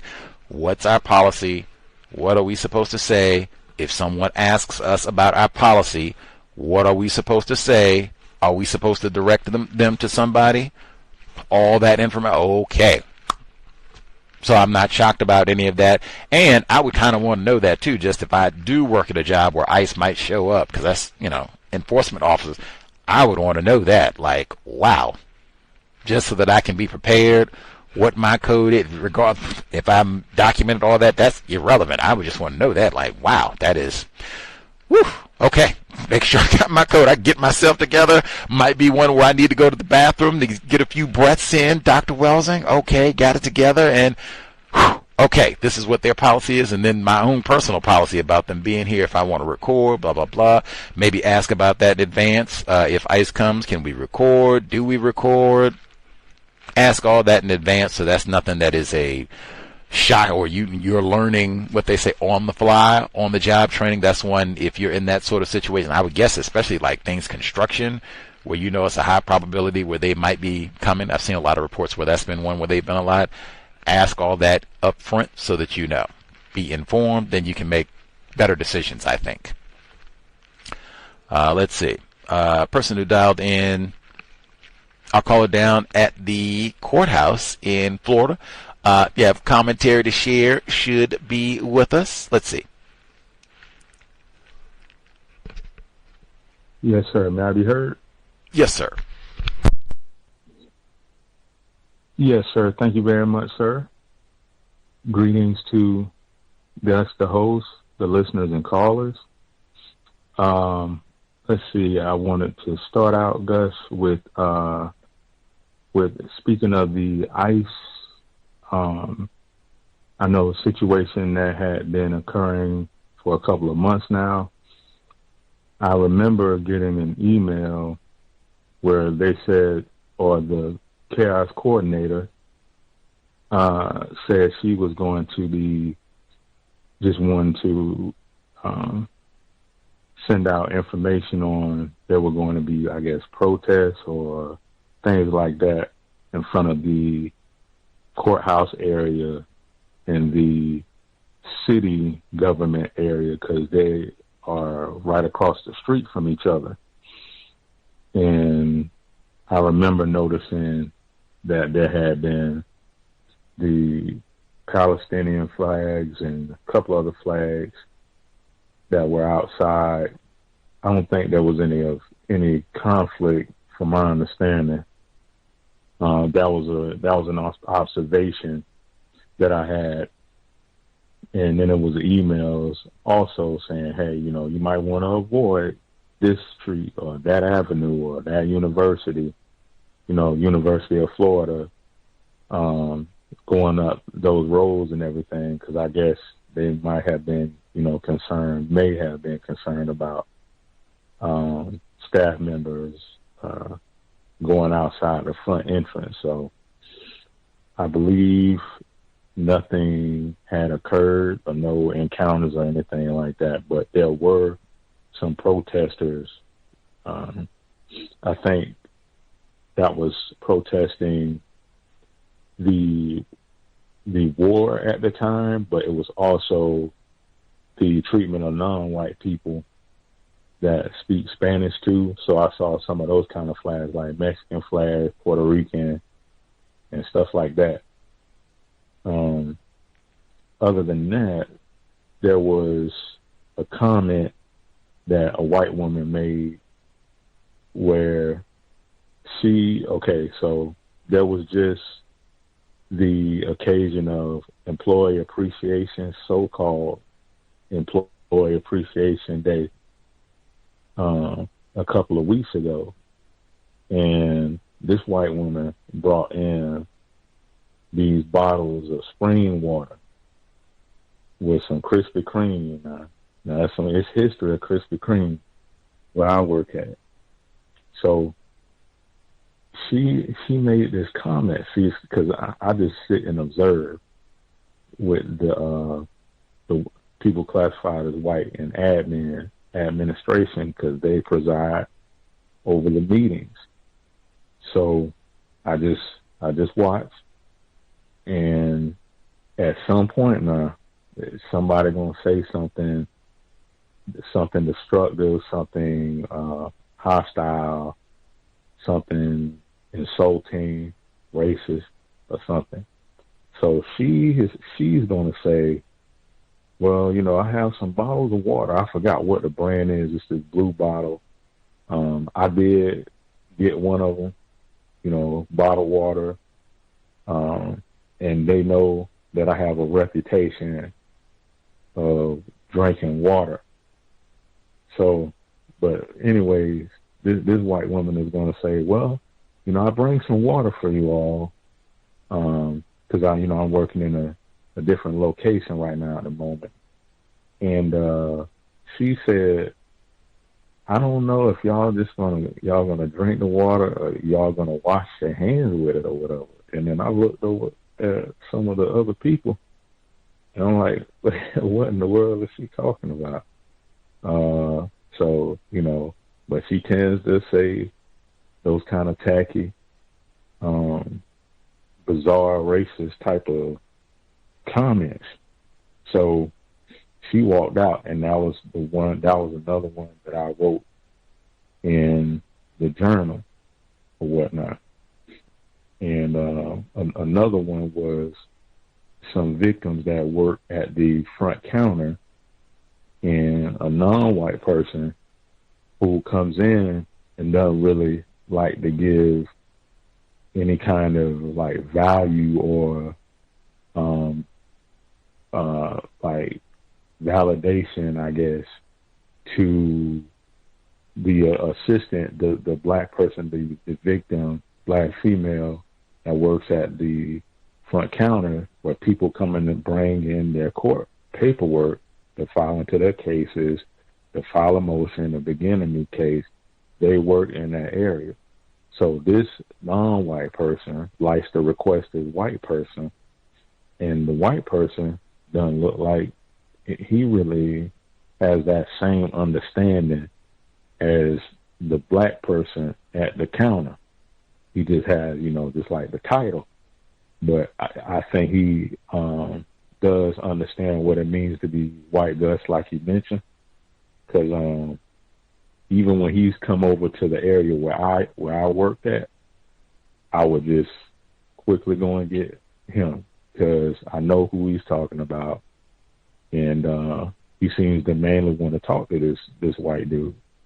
But the guy doesn't seem to have the understanding of the court cases and whatnot that we do.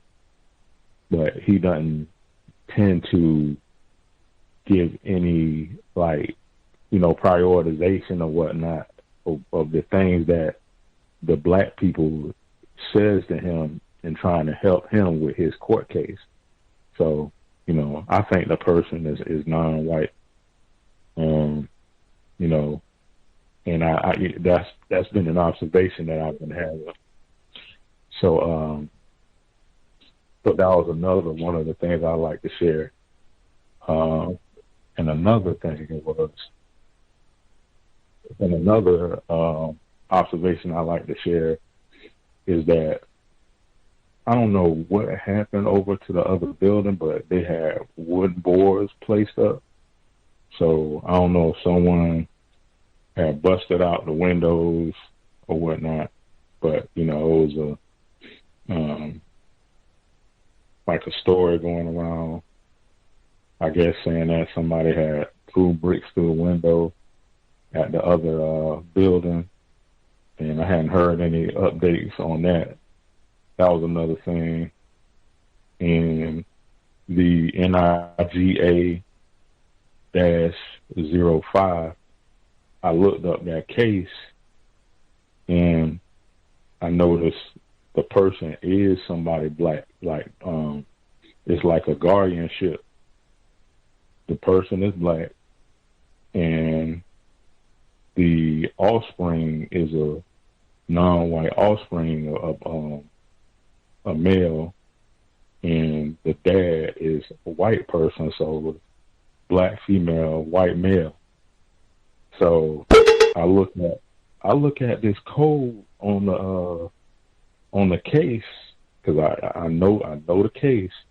All right, so I did see where it says GA, not the NIGA. So somebody, I think, classified as white, or it could have been a black person, went in and made a modification and took that NI off of the NIGA-05,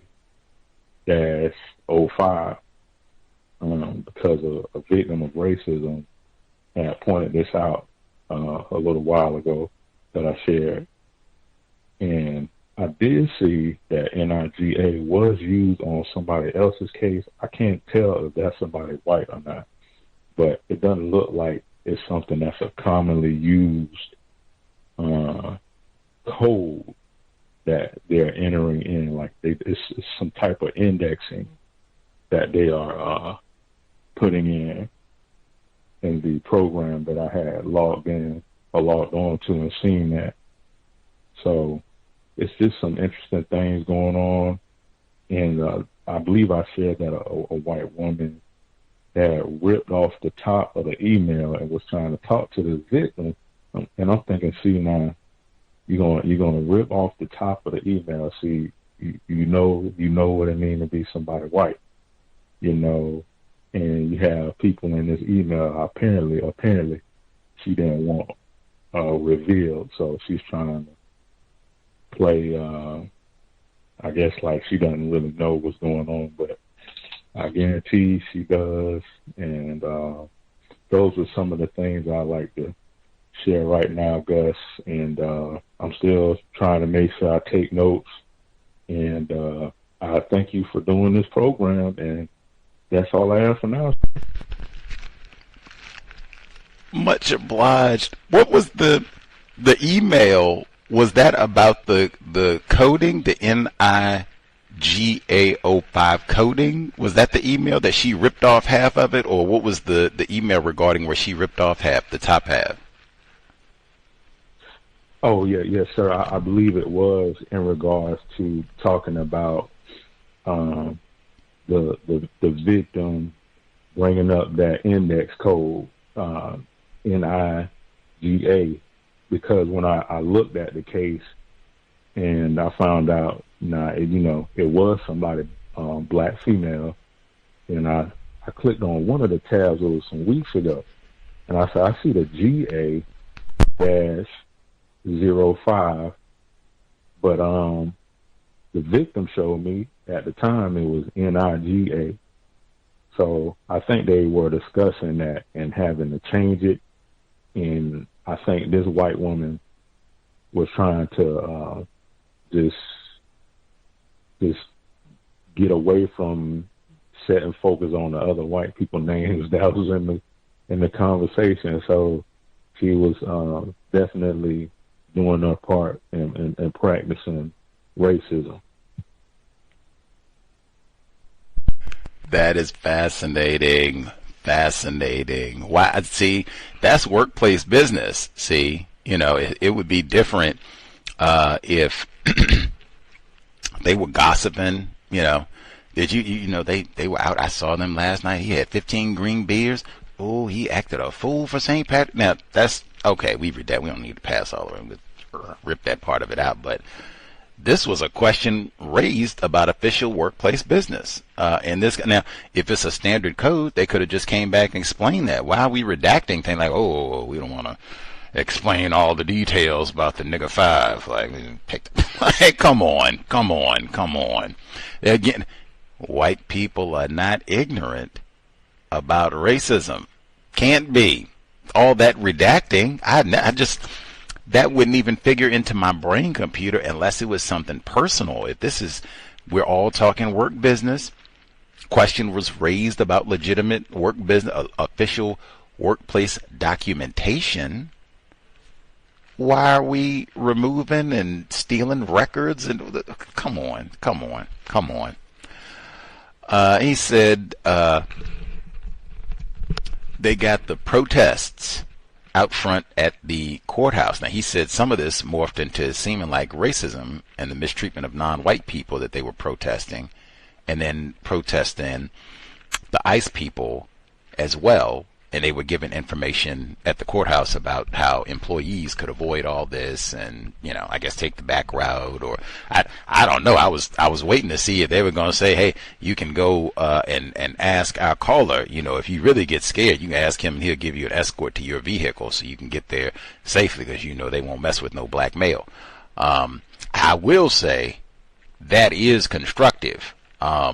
If you work at a job and they're protesting, anybody, people that you work with or random individuals are protesting in the vicinity, especially now, that is great. Like, if they're, going to take all the extra efforts and see if they can get security or escort, or maybe they can get little teams organized so that people can go out in groups. Bravo. Depending on what time you get off. If it's dark, we definitely need teams so that we can see where everybody's parked at. Maybe we even change where we park at so that we can be a little bit closer when we go out at night, so we don't have a really long walk to get to our vehicles and whatever else we need to organize so that we can be safe. But those protests, man, they get dangerous all the time. So that's at least one we can give kudos for looking out for safety. And at least so far, they did not volunteer our privileged black brother to escort his fellow courthouse employees out of the building to keep them safe during the protests. Let's see. He said they had employee appreciation day. I don't know if that's at everybody's job or what have you. That's another one. Like, you got to be joking. Like, I'm good. Like, I don't want no treats. I don't want no snacks. I don't want no lecture. Like, you got to be joking. You got to be joking. And if they do the old I baked some treats for all of you all. Just I'm fasting. Lent, isn't that about to come up? Lent, we got Lent, and oh no, I'm gluten free, and I put on a little weight during the Christmas holidays, so I got to take that off. I got to be disciplined. Thank you. I'm sure it's going to be delicious, but yeah, I can't eat all of that. I got about 15,000. I took the Ozempic, so I eat about once every month. I got about 15,000 excuses, but nah, I don't need no employee appreciation day, nothing. He said the white woman came in, she had spring water and Krispy Kreme donuts. I even thought that's kind of like incongruent. Like we kind of lean in the correct direction with the spring water, but then we slipping back with come on. I guess most people would be happy, get Krispy Kreme donuts, like, hey, we made our day. Let me get 15 of them. And I was thinking, hey, it is heading to summertime. Stay hydrated, but he beat me to it with the water. Even with the water. Even with the water. He said he was waiting on it because it doesn't get any better than tacky. He said she put the spring water and the Krispy Kreme down. Turn around, she said, I got to put that extra K on it. It can't just be 2 Ks. Said, you all, you're so heathenish. You won't even drink the water. You just use it to wash your hands. See, that's one. Me as someone who is uncouth, unprofessional, doesn't know how to talk to people. They recommend, hey, less is more. You already scored your points with your colleagues. You brought snacks. Spring was supposed to be appreciation day. Hey, you already scored. Maybe you even got hot Krispy Kreme. You really jackpot. And the spring water. Keep them hot. But our no count, upstart, mouthy, question asking black male, we even got him covered. We brought in some spring water. He actually got one. See, he gonna be hydrated. So I hooked up everybody. I covered all my bases. All I gotta do, have a great day. Be safe for St. Patrick's Day. I'll catch you next time. Hey! A+, I'm employee of the day. Nope. She said, you old heathens use it to wash your hands. We got dirty hands. And even, now that's 2 times. We had a white person in their workplace make some sort of comment suggesting that black people don't wash their hands, don't know how to wash our hands. One time, it was a white woman talking about her husband. What does it mean to be white? That's why you brought us the water so we could wash our hands? Like, come on. Let's see. The brick in the window. He said they sent the I guess communication or letter, what have you, that or across the street, the other building, there were bricks in the window, and they didn't know, was this a random act of vandalism, race soldiers? I was thinking the protests. I don't know. They get rowdy sometimes. Who knows? They're supposed to have. You told us they got the black people who go through. They like fuss at the people if they're sleeping on the bench or begging for quarters. And like, all right, move along, fella, move along. They should have them out. Like, be on the lookout. Can't have people throwing bricks through the window now. Can't acting a fool down here. Let's see. We spread it to spring break too. Like, come on, man. We can't have people acting a fool down here for spring break in Florida. I do remember he had told us about the NIGA05 coding previously. And he said I was going to try and see what's up with this case and find out details. It is a black person in the case. I even think that's more interesting, that it seems like this is not like standard coding, meaning like I'm not expert in jurisprudence. I'm not a legal scholar. My understanding from filing court cases, filing requests for court documents in the Sade C. Robinson case, and I've got bunches of them, like racks and racks and racks. It's generally standardized at the courts. He certainly would know better than I, but it's generally standardized. So like you would see the same like code. It would not be something where, that's curious. And it would be, you see the same coding all the time. Sometimes it might be numbers. Sometimes they might have an alphanumeric coding. It might be something where the first two letters are like, oh, this is a juvenile case. Oh, this is a criminal case. Oh, this is a civil case type of thing. They have standardized coding from my understanding. I'm very ignorant, still learning. But this, like, it's generally not coding where you can just go in where someone says, hey, why is this NIGA 05? What's up with that? I don't even recognize seeing that too often. Where someone can go in within a week and, how we going to make that GA 05? Like, wait a minute.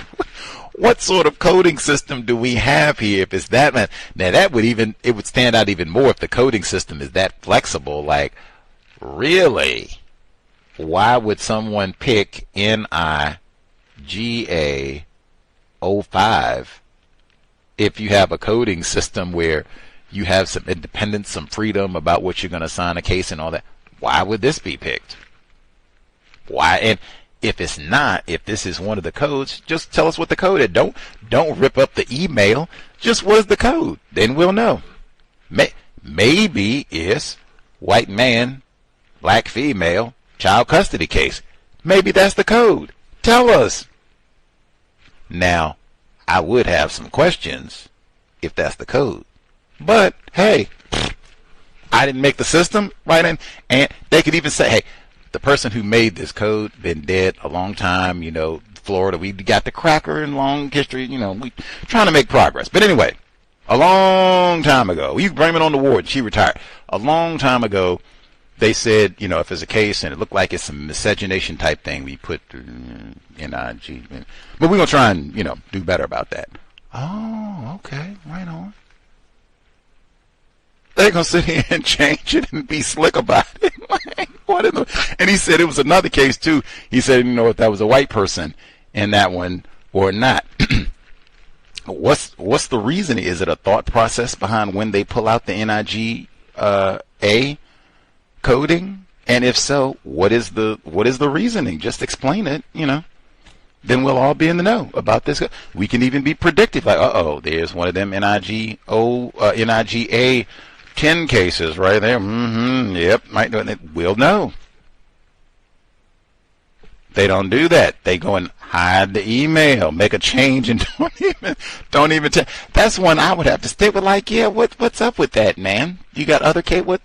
What's up with that code? Who picked this? Who is the person who filled out this form? And bam, NIGA. There's another one.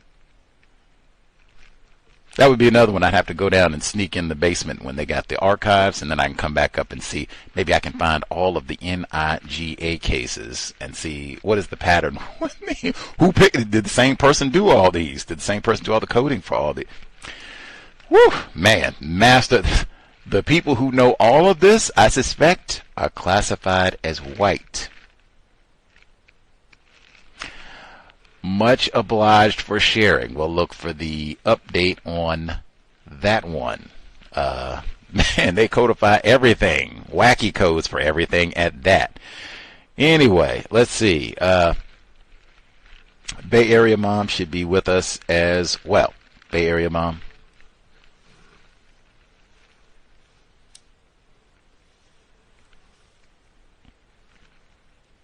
Uh-oh. Maybe you mashed your mute button accidentally. Not sure. Not hearing you. I did. I'm sorry. Can I be heard? Yes, ma'am. Thank you. Greetings to you and everyone participating in the program. I wanted to do just a little workplace racism. So I remember last week speaking on Clarence Thomas. So I want to revisit it. So Clarence Thomas was,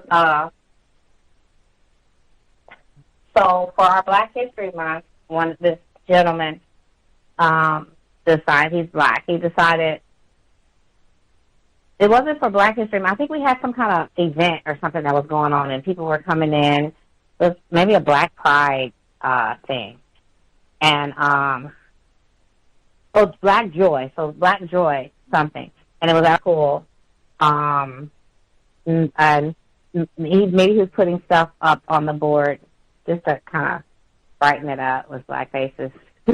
And make the people that were coming in feel like there was a lot more blackness than it really is in that space. So we had it was like a whole magazine, Essence magazine, just all these different pictures of Thea, just all kind of different, all the old television shows from before, not One-on-One, so I just thought about that. I didn't see that there. But it was like a lot of television shows. The old principal's face was on there. One of the teachers that played basketball, he had pictures from her college basketball moments in high school. Clarence Thomas was on there. They wanted it, but of course Bill Cosby was there as well. They wanted Clarence Thomas removed. Some women removed it. The white principal had a hand stack full of the ones she saw, and this other vice principal did it herself. Now, mind you, the vice principal is the acting principal, and she is the lady who always talks about queer, I'm queer. So the queer lady is the acting principal because the other principal that was black, that was raised by white adopted parents, she left before Thanksgiving break, and she hasn't been. But her children still are there. So anyway, our leadership is not that great. So you got the queer lady, another lady who has a Spanish father and a black mom. She hates men, but she's married to a white man. Everything she says, oh yeah, a man did that. I bet a man did that.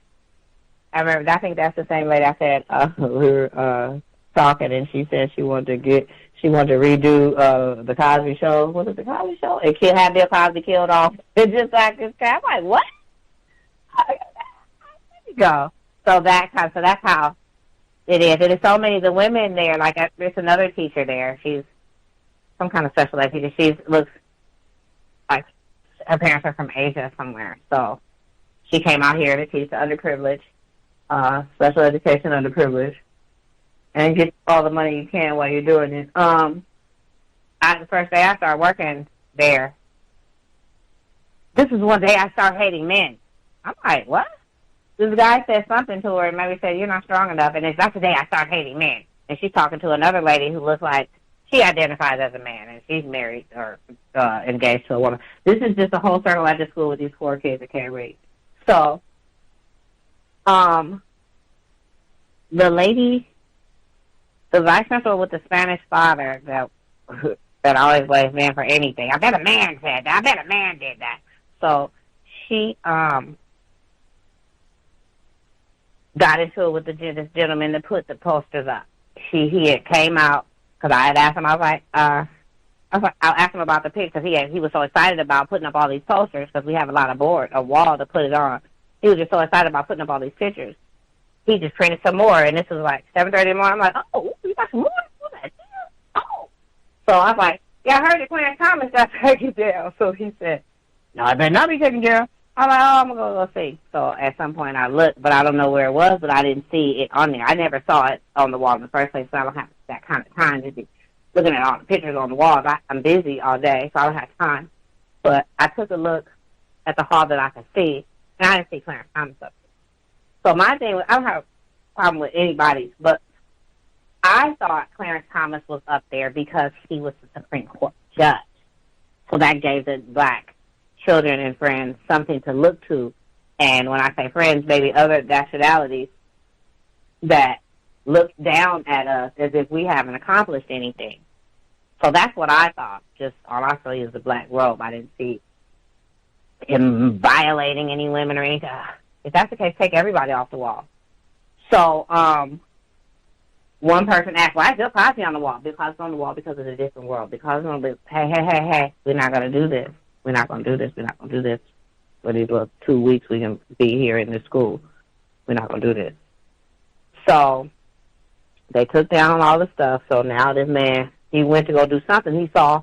He came to talk to me, but I wasn't available because I'm talking to somebody else, and I don't want to hear that because I don't want to hear that right now. I'm not available.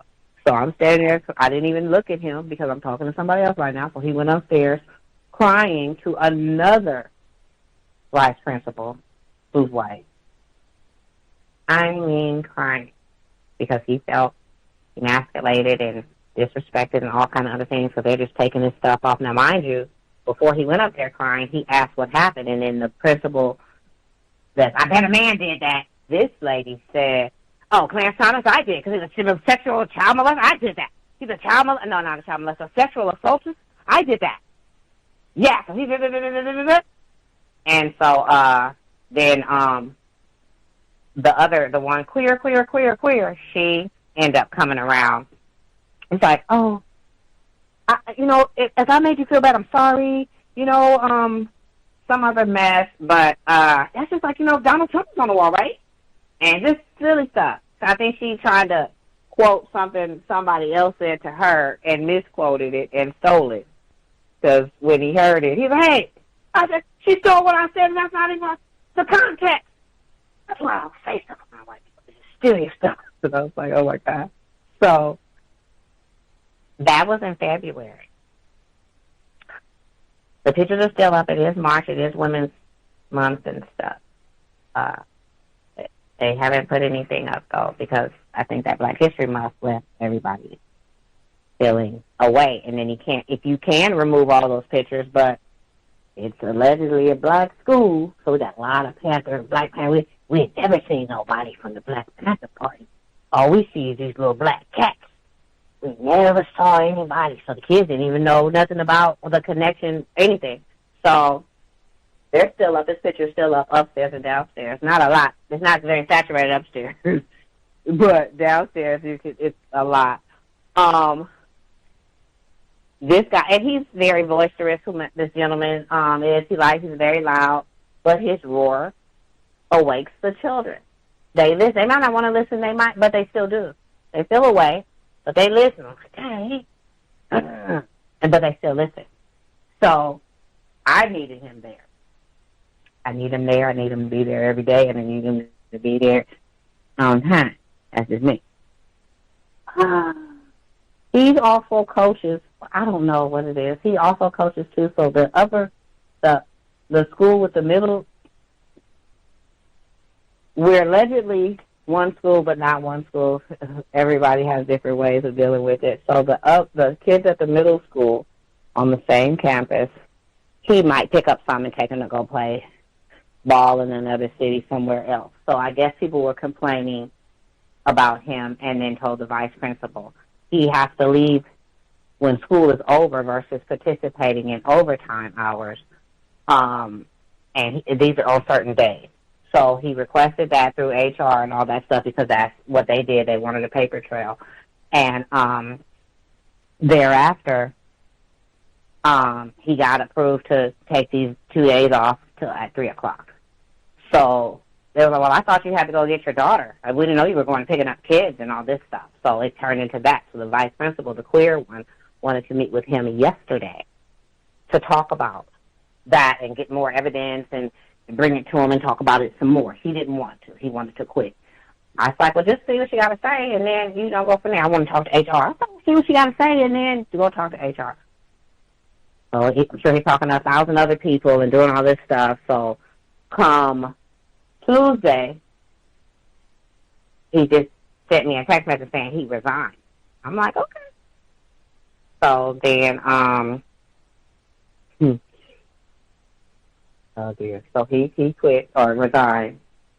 I guess he'll pick up his check today, drop off all his stuff at the school headquarters. We have a little regional office, so he'll go there and do that.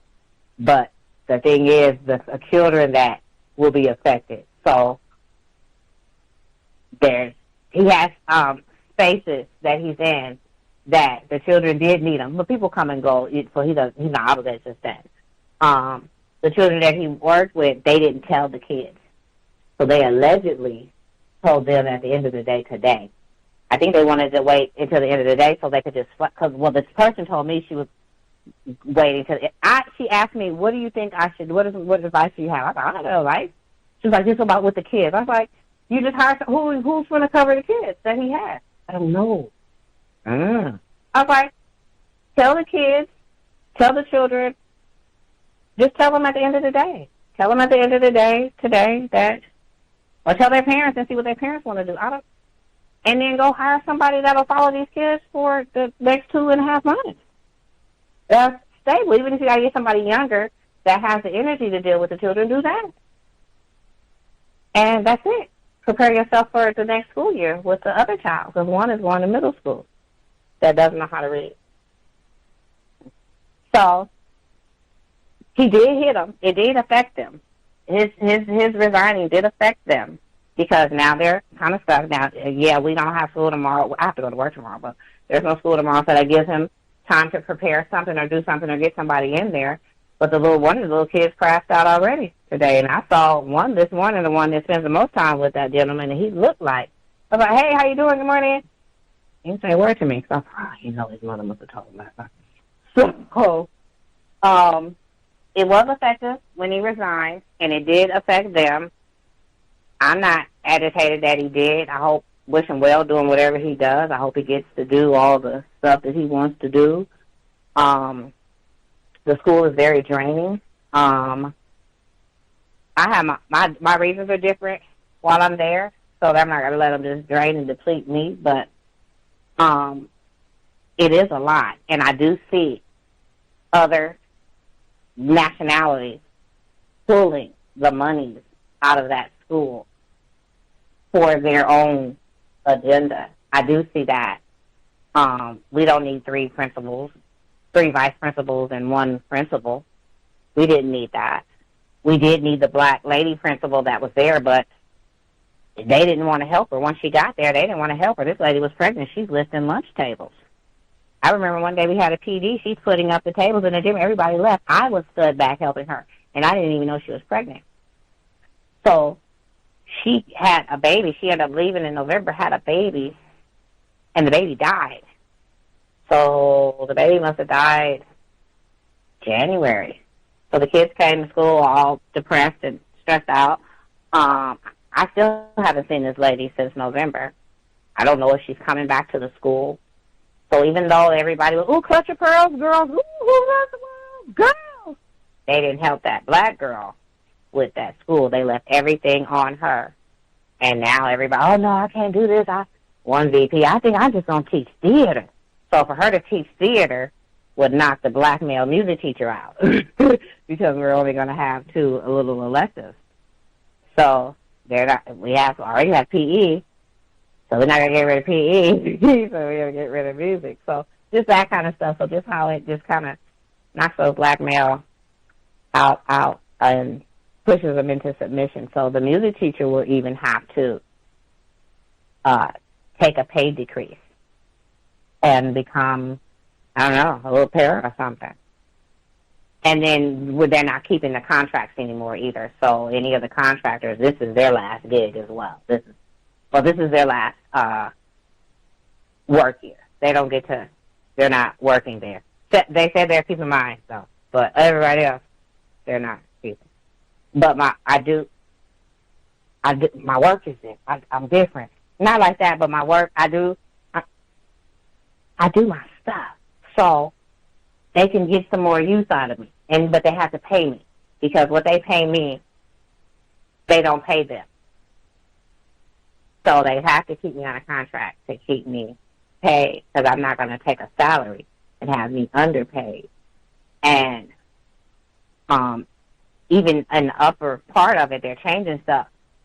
People don't know that, but they're changing all that paid during the summer paid medical during the summer when you're not working. They're changing it. So you're not going to have me in no loops and hoops and have me, oh, yeah, you're family. But then I'm struggling to survive because you've cut this, and now you're changing things. Or I get in a salary position and I can't get any more pay increases because you don't negotiate and all that stuff. So I just try to pay attention to the words that they use and look into their policies. And thank you for letting me talk, and I will mute my mic. Much obliged, Bay Area mom. Wow, that is, she had been telling us well, I guess it's not Black History Month anymore, but they had the images and such up, school with a lot of black children. They then got rid of Clarence Thomas, Supreme Court Justice, and Bill Cosby. Man, do anybody feel bad for Bill Cosby? She said the lady who hates men said, I want to remake the Cosby Show and kill off Bill Cosby. What? I can't even get up. Like, Dr. Alvin Poussaint is rolling over in his grave. Like, what? What is... Whew, man. Anyway, and is that what they say about President Trump? Even we can go back and get the oldies but goodies. Oh, Thomas Jefferson and raping Sally Hemings. We gonna get him off of Mount Rushmore and all the rest of it. We put Trump up there instead. Like, come on. You got to take. I was waiting. Ain't gonna be no black people on the wall. We have to take everybody now. Everybody, certainly all the black males. They privileged and patriarchal and sexist and raped 15 white women or something. So I mean, we have to take all of them down. Be no black dudes up there at minimum. Maybe Emmett Till. Maybe. And I mean, they said he wolf whistles. Man. Woo. At the black school even, we can't put a single picture there. We don't want these monsters. And it's disgusting. To honor Clarence Thomas, Bill Cosby. I will say this. I can certainly understand the black male. I would say for any work environment, I would not. This is not my house. I do not. The caller at the courthouse said, hey, they were putting gnomes up in the courthouse. And patrons, not staff at the courthouse, patrons randomly came in, more than one, and said, man, y'all got these gnomes here and they look like Klansmen. And the courthouse people said, oh man, we're supposed to be responsive to the public and all that, and go on and let's take the Klan gnome figures down. Let's go on and remove all that. They put more of them up. And put them in aggressive postures, too, so they'd be looking at the black people like, we got our eyes on you, type of a thing. Like, come on. That's a defy policy and procedure all the time. We do what we want with our decorations. Now, you black people, don't you put nothing up there that make it seem like, you celebrating old raping Bill Cosby and no count. They don't care nothing about Anita Hill. Like, nothing about Anita. Like, man, they didn't. I didn't even hear her mention, like, hey, we're going to take down Clarence Thomas and put up Anita Hill. Nope. Just take down Clarence Thomas. Anyway, I would not think any workplace that you go to, whether it's like your cubicle, if you have the biggest office on the top floor, is not your office space, whatever, is their decor. So I'm not going to have my emotions on it too tough. Now I can understand if, for school purposes, you want the children to see people and all of that. Even there, like, I already know in this environment, you said they come in and get mad if you're not going to let your child participate in the Queer Pride March. What? I know it's volunteer, but you're not going to let little Leroy participate in the Queer Pride March? What's the problem? Are you, what? Oh, like they get upset about that, so I already know this is the environment that I work in. Like, they don't even really want me here, much less some picture of Bill Cosby. I mean, we are in Oakland. She didn't say we got 15,000 pictures of Huey P. Newton. Bobby Seale. Hey, Bobby Hutton, I don't think he raped anyone at 17. Never can tell with these black males. But Bobby Hutton, I didn't hear. We got pictures and statues of him, and we all know and wrote report. I guess we can't read no reports on Bobby Hutton because we don't read so well. Pitiful. I appreciated when the privileged black brother said, man, they didn't took my commentary out of context. Context is important. When she commented repeatedly about the young people's there, they got to look at Bill Cosby. Well, I guess they can no longer look at Bill Cosby on the wall, but their struggles with the reading, because she had mentioned it repeatedly today and talked to us about it before, and even about to matriculate to the middle school, but they can't read or struggle to read. They're not reading on level, or it seemed like some of them they can't read at all. I said it correctly the first time. It reminded me, return to Jonestown in the most circuitous route possible. But a massive part of Jonestown was the drugs and mind control experiments, MK Ultra of this time period, 1970s. There's so many components to that program, and white people are so deceptive, and you would have to read to get material about all of this. I am still learning and not an expert, but man, one of the declassified documents that I found, and I read it, and I said, that is really goofy, and I had to pause for a moment, and I said, that is really goofy, and I had to pause for a moment. And then really just the gravity of what we've been reading in the Catherine Massey book club of late, and a lot of other things, but particularly what we've been reading in the Catherine Massey book club. Woo, man, I could not dismiss it as goofy as all. In fact, I had to think seriously. And then today, when Bay Area Mom said it twice, we got all these young people who can't read in Oakland, California, no less. Part of my circuitous route back to Jonestown and all of that was Vacaville Prison, which is right there next to Oakland.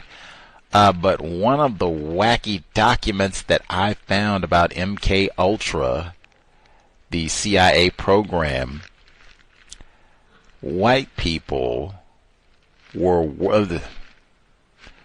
racist white people were working on chemical weapons where they could give black people, and they did these experiments on incarcerated black people in, I think it was New Jersey, Georgia, and they shredded so many documents, so we don't even know, but these are areas where I know, like, they did these experiments. But they were doing experiments where they could administer a certain substance to black people, prisoners, and it would render them illiterate. Now, part of my that's crazy was, who would even think of such a thing? And then, what? Like, does such a thing? And what? Whew, I told you it caused me tremendous pause. And then to just have to sit there and read this, like this is on official government stationery. Like, man. Woo. Anyway, but But so then, yes, hearing that, and I thought, so what does that look like? They were saying that they were applying these techniques to children. What does that look like over generations with white people? Well, we've read now 2 consecutive works in a row that talk about how white people work to make sure that black people don't read to produce a result like that, where the students she has, they're about to be in middle school and they can't read. Anyway, reading is important. The black male who resigned in March, I was thinking the whole time, like, ooh, the school year is almost over. Like, man, I certainly, victims guaranteed qualified, and I don't know what he was experiencing and all the being in that environment and everything, and whatever else he was experiencing as a black male victim of racism.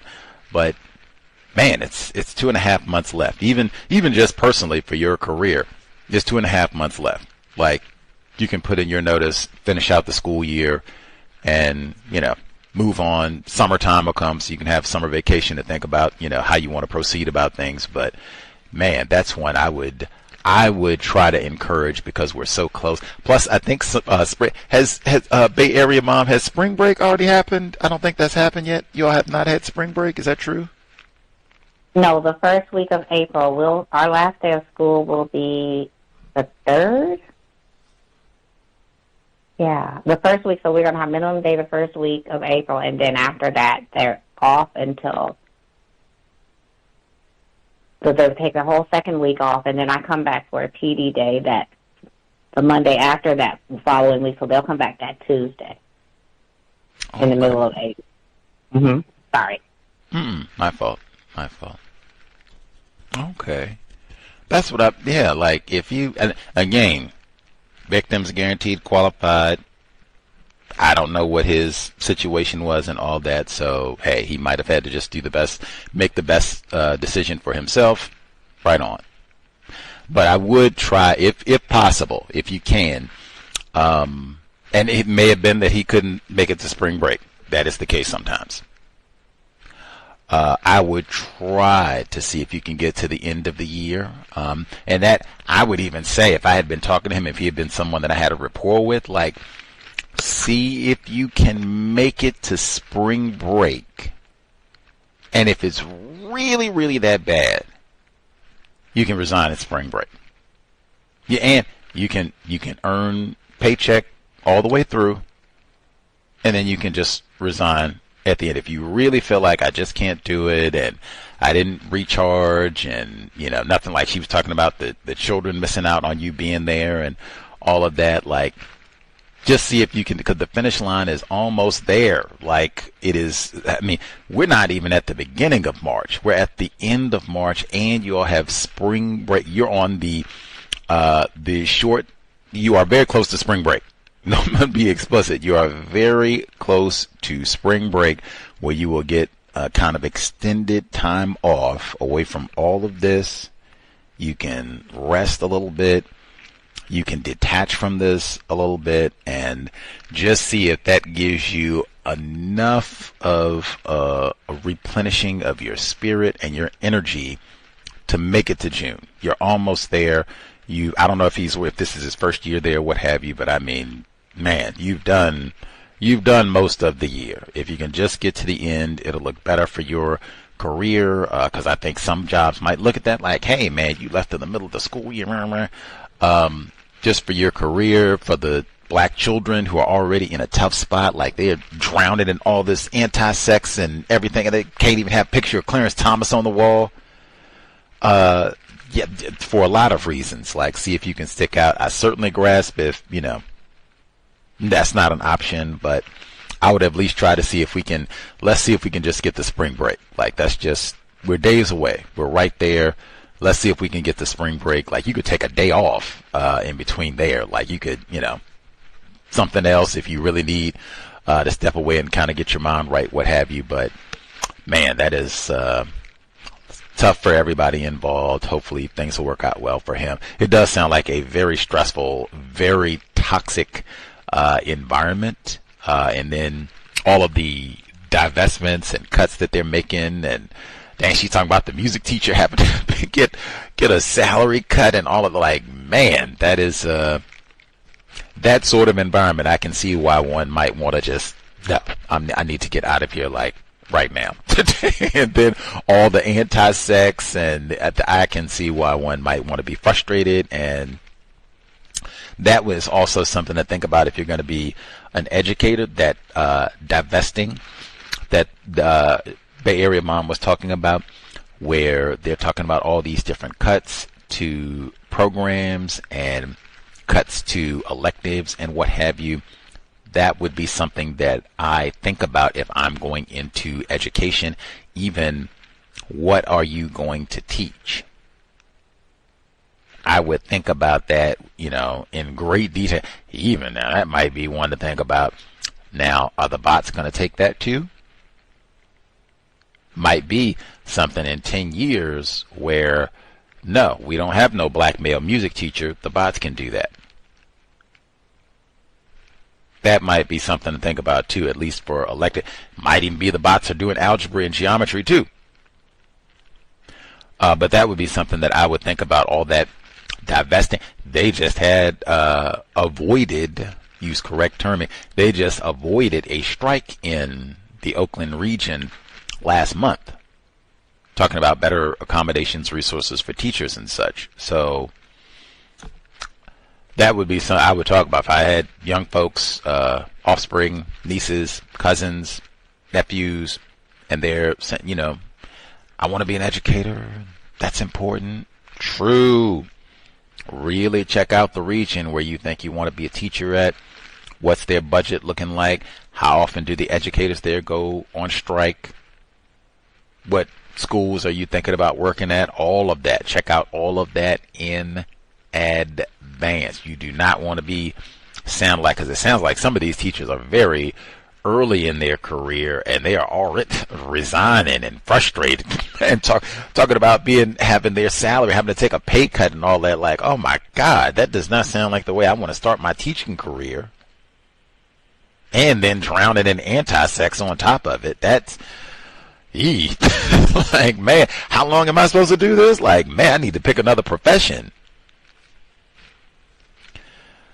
Much obliged, Bay Area Mom. Again, kudos, high commendation for all of your years of service to the little people, and even being strategic, as she said, being mindful with the words in terms of what resources, benefits, money is being cut to educators, and what is going to be most beneficial for me. Like, that is super important. And to try and be informed when they start making changes. Like, what?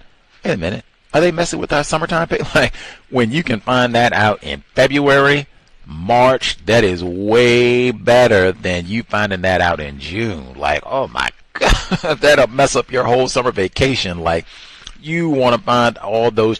That's why I said, like, see if you can develop a source in the workplace. Like, it could be a white person, non-white person, whatever. Somebody who is going to supply you reliably with accurate information. You can go talk to them about XYZ. What, they're making changes?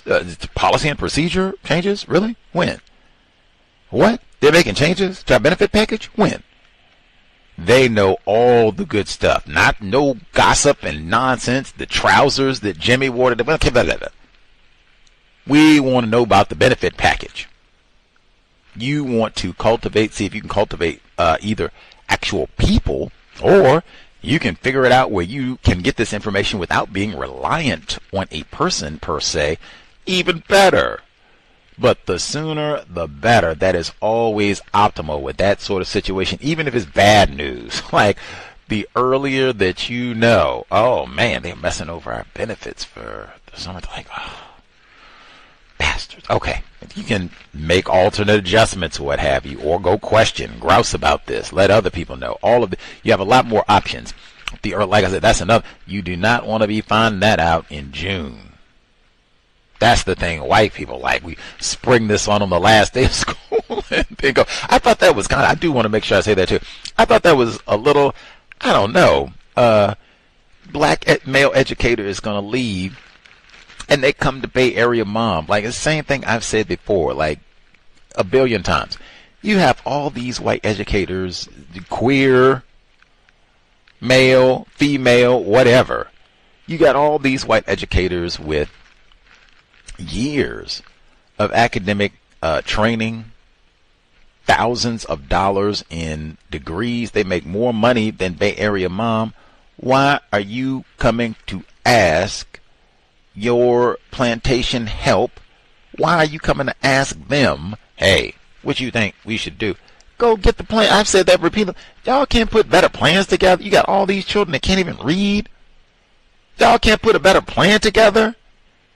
If Bay Area mom is so smart, then, hey, really pay. Don't be talking about we don't negotiate no salary. Please. We're so stupid, man. We beholden. We need her expertise. Come on, man. They're going to be coming to ask me, when you think we should tell the truth? That's what you spent all that time in school for. You should already know that.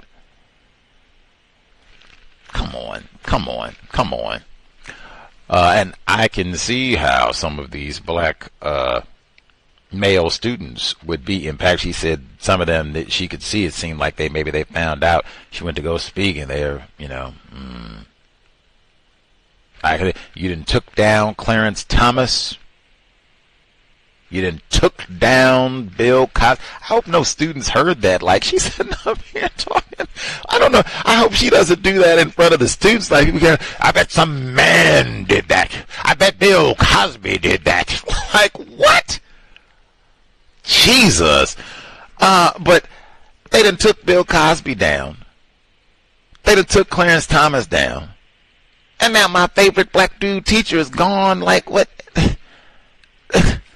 We just in here and we just counting down days to the queer pride march. Like, man, oh my God, this is the way. When is spring break start?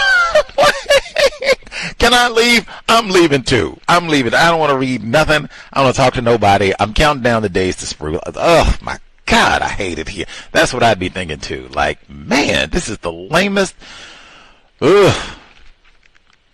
That's another one to think about if you can have children in the system of white supremacy racism. Is this what I'm sending my child off to? Could be. Much obliged, Bay Area mom. Oof. Best wishes to the black male who resigned. Again, I'd say trying to see if you can stick it out to the end of the school year, but hey, it can be really rough. That said, make sure, star 61, other folks have commentary, observations they would like to share. Again, if we have folks, if you get interviewed via AI, let us know. Like, did you get the job? Did you not get the job? Did you think AI might have been doing some racism? Those algorithms, the way that they are trained to, I guess, perceive and even maybe think about dark people. Let us know if you have experienced that. I suspect it might be more and more of that as we chug along here. And or people have experience using AI with their resumes, applications, and what have you. Problems, does it work out well where you end up getting all your jobs now? Like, let us know that as well. That would be important. Either way, we should be here Friday, 8 p.m. Eastern, 5 p.m. Pacific, and Saturday, same time, 8 p.m. Eastern, 5 p.m. Pacific. Catherine Massey Book Club tomorrow. We'll pick up Dr.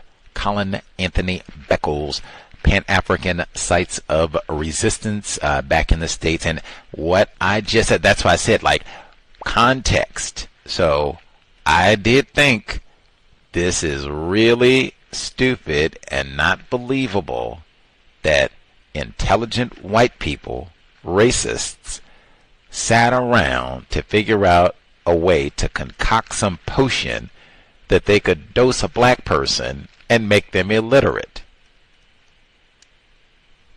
She said they can't read then they were testing these items on children.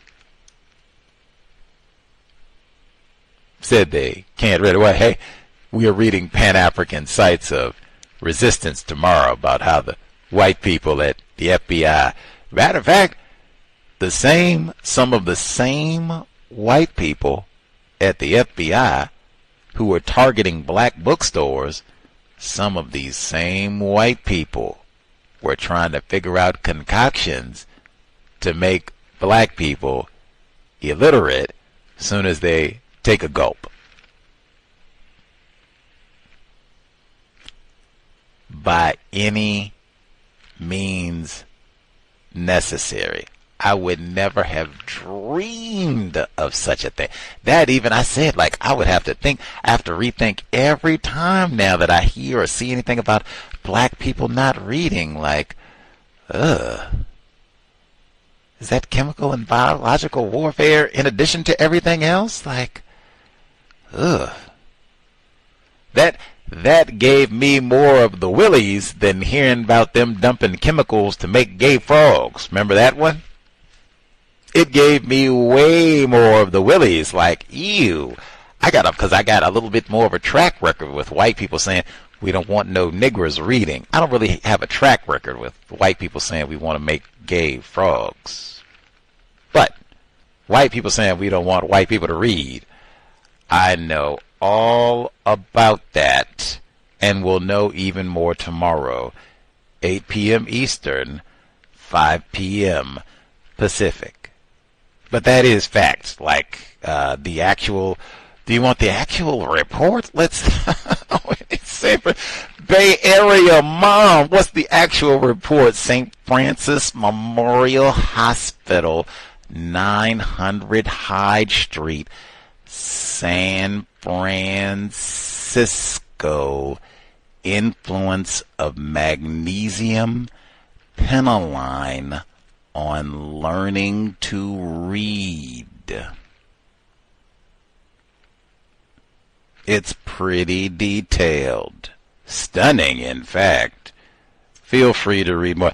Even if they didn't accomplish a thing. The fact that white people were powerful white people were thinking about a substance like that. And I guess we talk about that R word.